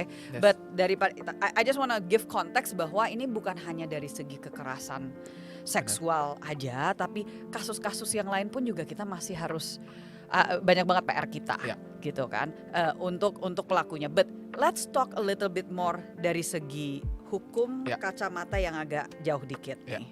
Dari segi ethics-nya, I think is very karena tadi banyak yang langsung ngomongnya biar jerak, Ya. supaya hukum itu memberikan efek jerak, gitu Ya. kan. Nah ini lucu. Jadi orangnya ngomong kayak gini. Dia harus dihukum mati, gantung aja supaya jerak. Ya. Terus saya sorry mohon maaf agak devil's advocate dikit. Saya bilang, lah kalau orangnya udah mati, Apa yang mau jadi? gimana dia mau jerak? Iya. Gitu kan? Iya. Ya, you know what I mean? Yes. Kita ini orang masyarakat ngerti nggak sih dari kata efek jeraknya itu apa? Efek jerak adalah supaya dia jerak supaya tidak melakukan lagi. Iya. Ya kan, residivisme, right, that's the word, right? Yes. Dia nggak Tidak mengulangi. tidak mengulangi lagi, Perbuatan, ya kan? Lah, mohon maaf nih kalau you're talking about criminal justice reform, Yes. okay? You're talking about reform, berarti kan reformasi Ya, dari segi pembaruan. hukumnya. I'm also happen to be yang mencoba untuk gimana caranya kita mengubah sistem hukum kita supaya nggak semuanya tuh serta-merta masuk penjara, padahal lapas kita udah overflowing. Yes. Kita udah Overcrowding. over capacity-nya, overcrowding-nya udah berapa sih? Ada data nggak? ada. What's the percentage? Paling minimum itu selalu di angka 180 sampai 200. Jadi itu sekitar 3 kali lipat dari masa dari seharusnya. Dari seharusnya. Can you imagine pandemi COVID kayak gini? Iya. Satu kena yang lain udah pasti kena tuh. Udah pasti. Dan itu nasional, Mbak. Kalau dirimu ngelihat per lapas, Ya. gitu ya, kayak Cipinang itu beberapa lapas kayak padat seperti Cinang itu bisa sampai 600%. Jadi 6 kali lipat. 600%. Bisa sampai 6 kali lipat. Ada di Bagan Siapi-Api tuh di daerah Sumatera sana itu bisa sampai 600 kali lipat. 6 kali lipat, 600% berarti kan. Jadi jumlahnya udah mengerikan. Nah, soal efek jerah sebenarnya begini. Secara teori hukum memang ada beberapa ahli menyatakan bahwa memang efek jerah itu nggak secara individual. Jadi nggak harus orangnya, tapi bisa efek jerah ke masyarakat. Oke. Warning. Hanya Yes. dari Oke, penelitian hanya dari penelitian dan berbagai macam jurnal, rekan-rekan bisa cari googling, hukuman berat itu tidak pernah equal dengan efek jerah. Jadi penghukuman yang berat itu tidak pernah dengan tidak bisa efek jerah. disinonimkan Iya. bahwa efek dari hukuman Iya. berat Iya. itu efek jerah. jerah, baik kepada masyarakat atau seperti yang Mbak Sarah tadi bilang kepada individu itu tersebut. So on both. Yes. It's not karena Tidak kan pernah. orang mikirnya efek jerah ke masyarakat bicara tentang pencegahan. Iya. Ya Tidak kan? pernah. Tidak pernah. Jadi dulu tuh ada cerita yang lucu. Ini orang hukum cerita hukum lama soal efek jerah dan hukuman berat. Dulu kan di negara-negara barat itu kalau mencuri hukumannya bisa efek jerah, bisanya hukumannya kan mati ya. Mhm. Jadi selalu ada cerita bahwa pada saat eksekusi terjadi, Mhm. kan eksekusi itu ini ya dramatis ya. Jadi orang fokusnya ke yang di eksekusi mati kan. Ya. Pada saat gantung terjadi, gantung, bubar, Mbak. ternyata pada saat bubar banyak orang yang kemalingan uang. Ya. Kemalingan Karena dompet. zaman Karena dulu itu semuanya lagi pada fokus, karena kan jadi tontonan. Jadi tontonan. Iya, Nah, ini karena kayak fokus, film Robin Hood gitu yes, ya. jadi ya. kecopetan. Iya, gitu iya. loh. Justru itu kesempatan buat Kesempatan maling. buat maling. Jadi dan banyak peneliti-peneliti, ada Garland, Hussack, ada ahli-ahli lah ya di luar negeri yang mengatakan bahwa hukuman berat itu mengacaukan sistem hukum. Justru. Mengacaukan sistem hukum. Jadi dulu misalnya di di Amerika mencuri kuda, karena kuda itu kan dulu mahal sekali ya transportasi Right. Transportasi utamanya Yes, adalah kuda. jadi mencuri kuda itu akhirnya hukumannya mati. Wow. Digantung gitu ya, digantung. Wow. Nah, muncul satu masalah. Karena ketika hukuman mati itu kan hukuman tertinggi. Yes. Nyuri kuda itu hukumannya tertinggi, lalu pembunuhan apalagi? Kalau Jadi orang ya kan membanding-bandingkan iya, dong gitu kalau lu kan. nyolong kuda hukumannya mati, sekalian aja lu ngerampok gitu loh ya. Sekalian aja lu bunuh Sekalian juga. bunuh. Nah, itu Toh juga. itu logika yang muncul Kalau dan ketangkep ya lu bakal anyway, you're gonna iya. get it. Dan gitu. proporsionalitas hukuman itu jadi isu yang sangat besar hari ini. Mhm. Karena itu mengakibatkan, Mbak, kalau misalnya dia hukuman tidak proporsional dengan apa yang dilakukan perbuatan, itu mengacaukan hukum. Kita tidak sedang bicara bahwa pedofil banyak korban segala macam ketika dihukum berat itu artinya tidak proporsional. Bukan itu isunya. Isunya adalah ketika dia sudah diberikan hukuman yang sangat berat, sudah dijatuhkan hukuman yang sangat berat kepada dirinya. Yes.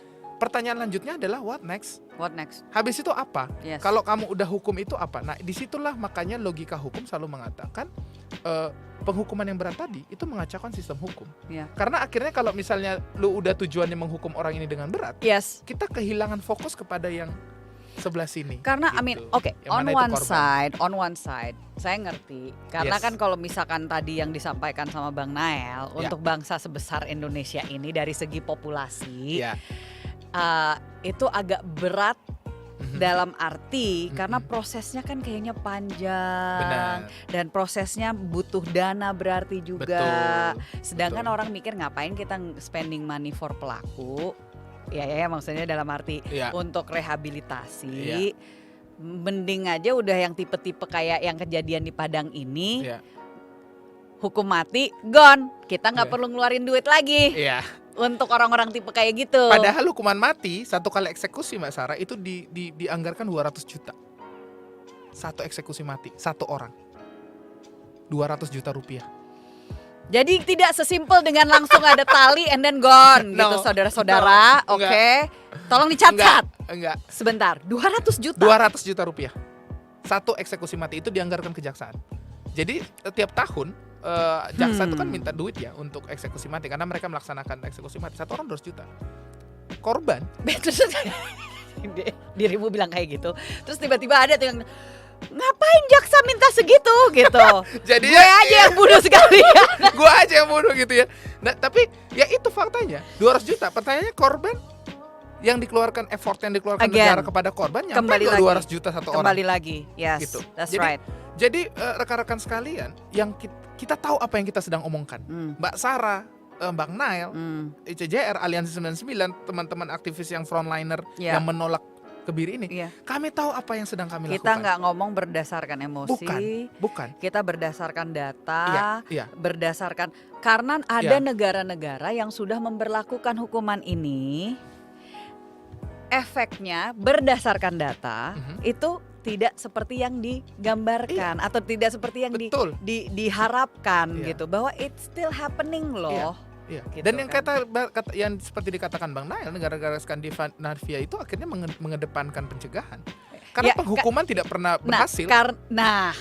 Oke, sorry, you just underline, italics, bold, terserah. Hukuman Tidak pernah berhasil.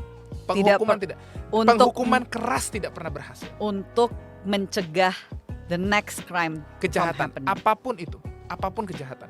Dan itu hasil jurnal dan riset. Hampir semua pembentuk undang-undang dimanapun negara, kalau berpikirnya waras tanda kutip ya, mereka tahu betul bahwa penghukuman tidak pernah berhasil.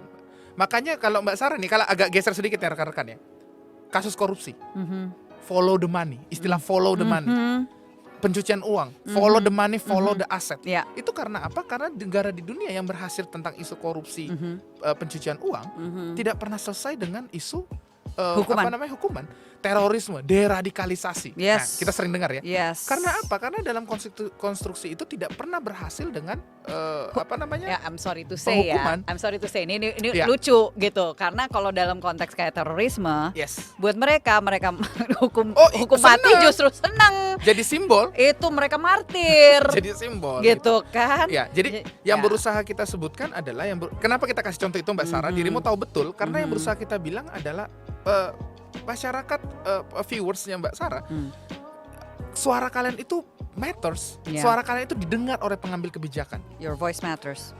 Kalau kita Mhm, teriaknya kebiri dan hukuman mati mhm, dan mhm. itu yang didengar oleh pemerintah, Yes. maka dia punya alasan Untuk atau setidaknya bukan alasan mm, untuk kemudian lupa pada korban. ya. Kalau kamu teriaknya di Instagramnya Mbak Sarah bicara tentang pemulihan korban Oke, beda. dan itu didengarkan oleh pemerintah, The conversation will be different. gitu. Hari ini mohon maaf kita ngangkatnya yang soal latar belakang dada dulu supaya mengerti why. Betul. Gitu loh ya. Ya. Nanti balik lagi berarti kita Betul. harus ada sesi kedua gitu ya. Betul. Jadi ini episode pertama. Nanti harus ada episode kedua Betul. ngomongin tentang untuk korban. Betul. But okay, in the last few minutes Yes. ini karena ada beberapa hal. Yang pertama menarik bahwa negara-negara yang tadinya memberlakukan hukuman kebiri, Keras ya. mau itu kebiri fisik atau kebiri kemiawi, justru they are reforming their Oh ya. system untuk menghilangkan itu. Ada yang minta maaf bahkan Inggris. Minta maaf. Minta maaf kepada Alan Turing. Oh ya, can we bring that up for a second here? Hello, gitu ya, yang udah pernah nonton apa tuh filmnya? Aduh, Enigma. Enigma. Enigma. Ya. Enigma. Dialah yang kita semua mengatakan kalau sekarang kan zaman sekarang tahunya pokoknya Zuckerberg sama si Apple apa Steve Jobs. Steve Jobs gitu Ya. kan. Sebelum mereka semua Bapak komputer modern. Bapak komputer modern ya untuk Perang Dunia Kedua waktu itu untuk mencoba untuk melihat kodenya si Hitler Yes. gitu kan dan Nazi. Nazi gitu adalah Alan Turing. Dan kalau misalkan why dia itu bisa kita kayak Karena perbuatan dia saat itu kekerasan seksual.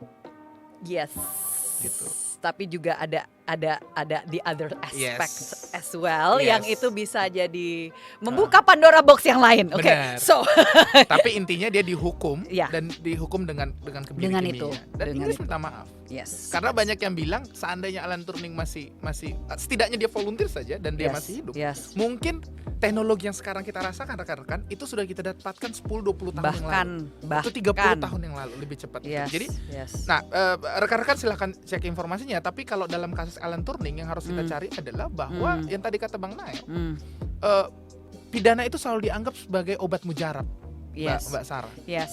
Penghukuman itu selalu dianggap obat dari segala sesuatu masalah. Padahal dalam kacamata hukum yang modern, apalagi orang pidana modern, Ya. mereka sudah meninggalkan penghukuman bahkan. Ya. Sudah banyak negara yang kemudian tidak memberikan pendekatan penghukuman. Jadi sama sekali. ingat ada satu negara yang tadinya itu sebenarnya penjara udah mereka ubah jadi something else, kalau nggak salah rumah sakit atau apa. Banyak, Norway, Skandinavia, Karena saking udah nggak dipakainya. Belanda kekurangan terpidana, narapidana, gitu. Can you imagine? Mohon maaf, ini kita nggak bicara hanya dari segi jumlah penduduk loh. Ya. Kita bicara tentang how bahkan mereka nggak ada, they don't have enough terpidana. Ya. Karena udah sebenarnya moving away dari penghukuman keras. penghubung. Nah, this is dari segi kenapa I want to bring up this ethics karena ini paling jarang. Oke, ini Ya. paling jarang Benar. kita angkat dari segi data untuk sistem karena everybody di Indonesia ini masih I won't say everybody karena tidak termasuk kita. Tapi mayoritas Ya. itu pasti masih ngomongnya adalah hukum. Ya. Hukum dalam arti hukum dia dengan cara ini, hukum dia Ya, dengan cara ya. ini, hukum dia dengan Ya. cara ini. Itu sebenarnya bisa sedikit aku tambahkan dikit, Mbak Yes, Sarah. please. Itu sebetulnya bisa dijelaskan karena masyarakat kita menganggap bahwa keadilan itu selalu penghukuman berat. Masyarakat kita mungkin termasuk kita itu frustasi Ya, ya. dengan bagaimana penegakan hukum dilakukan, Yes. dengan bagaimana proses Ya. penegakan hukum itu That's dilakukan. right. Kalau Anda tahu tadi saya katakan Mbak Sarah, kalau tahu betapa dirimu pasti tahu betapa beratnya menyelesaikan program-program kekerasan seksual, TPPO, diri kamu ngurusin perdagangan orang, kondisi frustasi yang kita rapatkan itu akhirnya menganggap bahwa ya udah deh hukum keras aja deh. Karena apa? Karena hukuman kita, sistem peradilan pidana kita itu menunjukkan kalau hukumannya keras artinya keadilan ditegakkan. Iya. Ketika kita masuk ke dalam pengadilan, Masih ada that iya, bubble. ini kan cerita lama. Kalau kehilangan kambing, datang ke polisi, jadinya kehilangan kerbau. Gitu kan? Karena biayanya mahal, tadi prosesnya susah kalau kamu disuruh visum ini segala macam. Jadi tingkat frustasi masyarakat, tingkat frustasi terhadap keadilan itu Biar mencapai it titik. make sense how much we're spending untuk kita lapor dan melalui itu semua berat aja sekalian.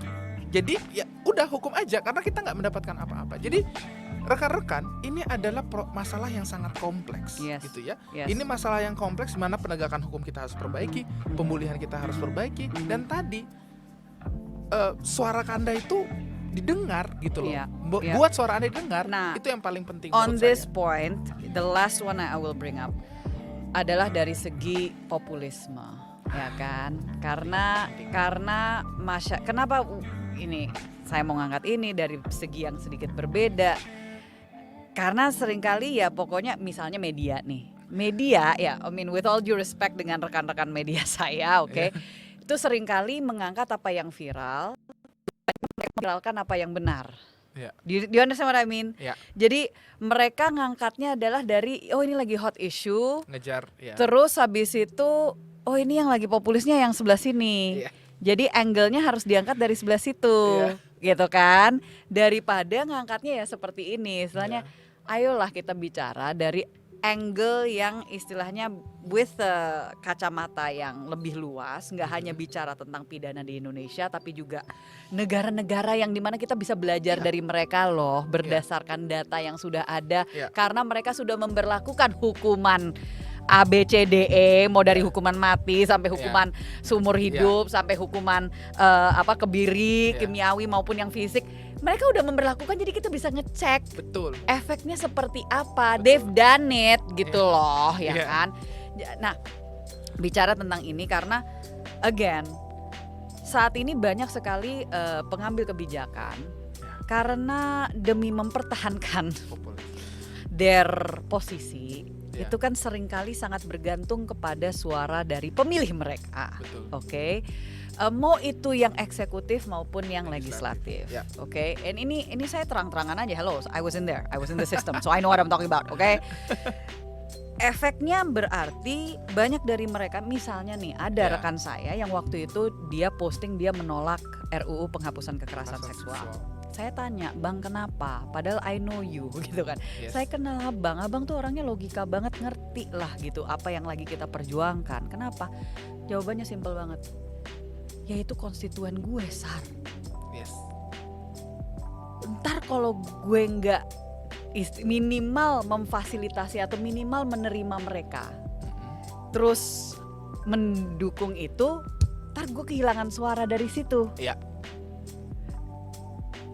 It's just saya nggak akan menghakimi dia atau gimana, but realitanya secara pragmatismenya dan the reality-nya adalah bahwa banyak dari pengambil kebijakan ini sangat bersandar kepada suara masyarakat, suara konstituen, suara pemilih.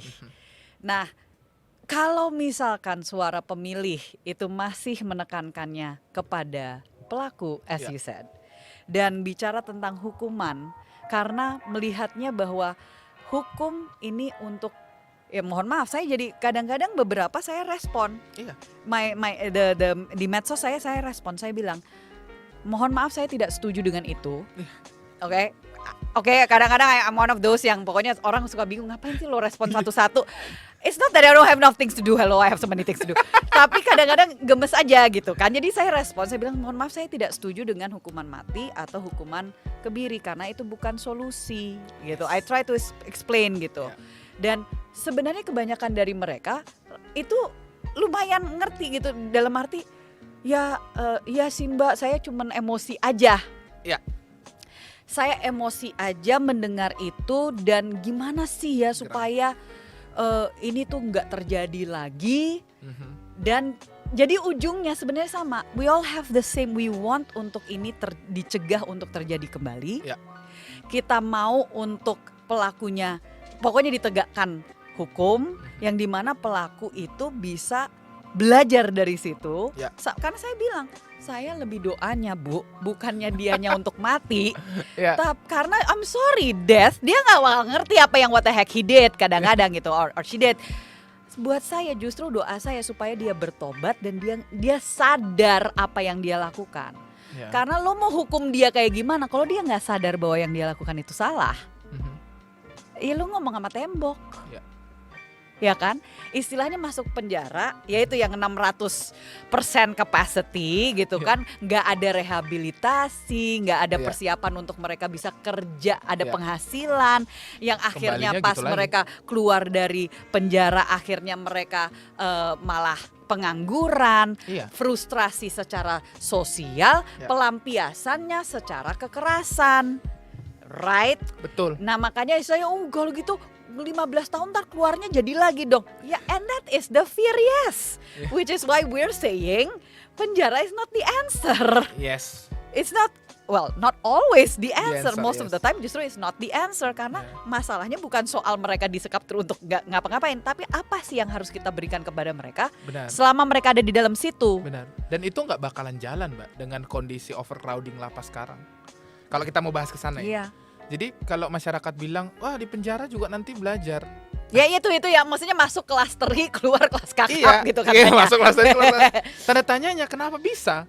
Yes. Yang masuk kaleng keluarnya baja gitu loh. Yes. Masuk kelas teri keluarnya kelas kakap. Pertanyaannya kan kenapa bisa? Ya Why? karena di dalam lapas, kalau Mbak Sarah nanti ketemu sama orang yang ngurusin lapas, target utamanya petugas lapas itu satu, bukan pembinaan, bukan pemasyarakatan. Saya harus jujur, tidak rusuh. That's it. Iya. That's it. Karena- Ngawasin yang penting lu gak rusuh. Karena di dalam lapas itu bukan petugas ngawasin warga binaan, bukan petugas mengawasi penghuni. Penghuni ngawasin petugas.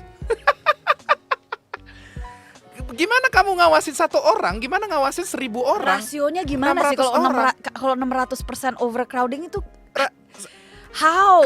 Berapa rasionya pakai dan? standar harusnya 1:15. Di lapas-lapas di Indonesia itu bisa 1:150, 1-500, ada yang 1:1000 bisa.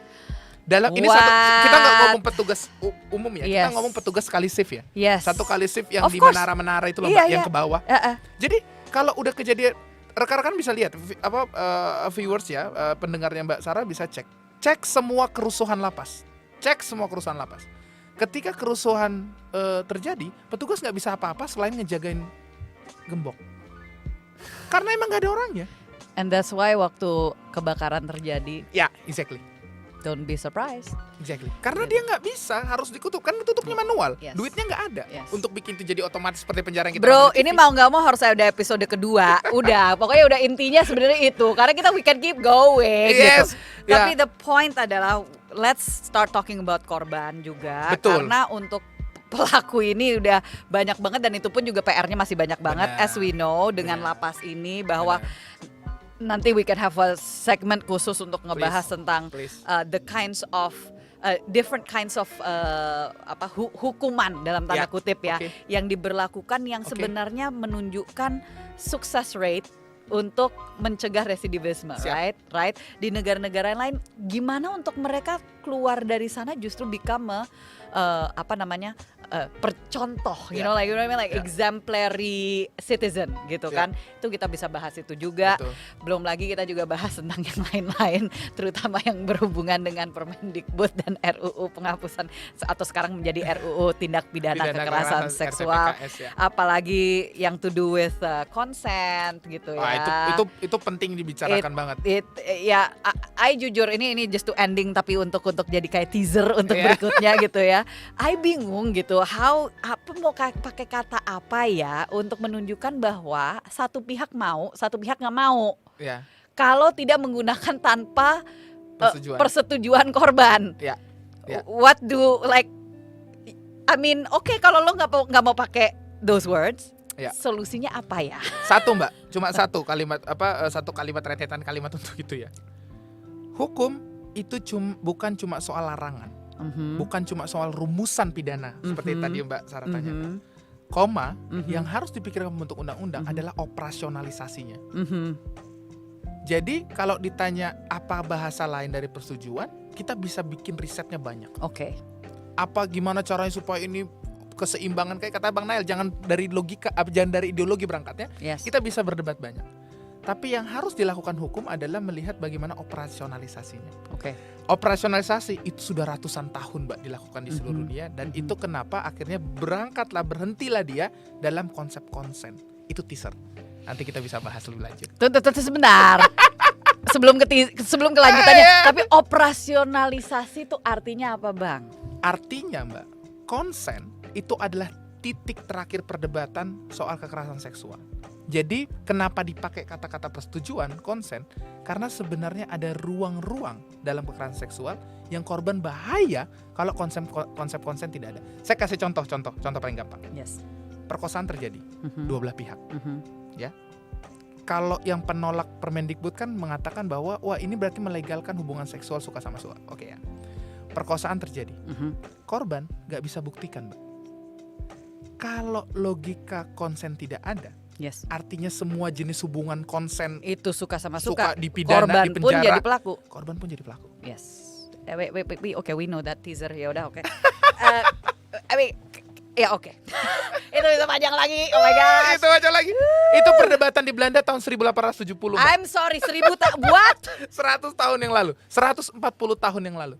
Kenapa akhirnya kata apa rumusan perkosaan itu bentuknya di Belanda kayak sekarang? Itu perdebatan 140 tahun lalu. Melindungi korban. 40 tahun yang lalu. Yes. Sekarang baru terjadi di Indonesia. Iya, melindungi korban. Kenapa zina dalam KUHP rumusannya seperti itu? Terjadi perdebatannya 140 tahun yang lalu. Saudara-saudara sebangsa dan setanah air, rupanya kita banyak yang belum belajar sejarah atau belajar hukum karena mereka melihat hukum hanya dari kacamatanya mereka sendiri. Saudara-saudara. Oke. Itu adalah teaser untuk yang berikutnya. So I want to say thank you so much for joining di Let's Talk with Sarah. Mudah-mudahan apa yang kita sampaikan hari ini bisa menjadi nilai tambah, bisa membuka wawasan kita. So let's be informed, educated citizens, masyarakat dan netizen yang tidak ikut-ikut bersuara hanya berdasarkan ideologi masing-masing, tidak berdasarkan emosinya masing-masing, tapi betul-betul kita bisa belajar dari segala sisi supaya kita justru bisa jadi nilai tambah yang positif untuk masyarakat di sekitar kita maupun anak-anak kita dan masa depan Indonesia. So itu dari saya, Rahayu Saraswati. Thank you so much for joining. See you next time di Let's Talk with Sarah. Jangan lupa untuk klik like, subscribe, and the notification button so you know when next episode yang seperti ini akan come. Dan kita akan lanjut. See you guys, bye. Bye-bye. Thank you, Mbak Sarah. Thank you so much.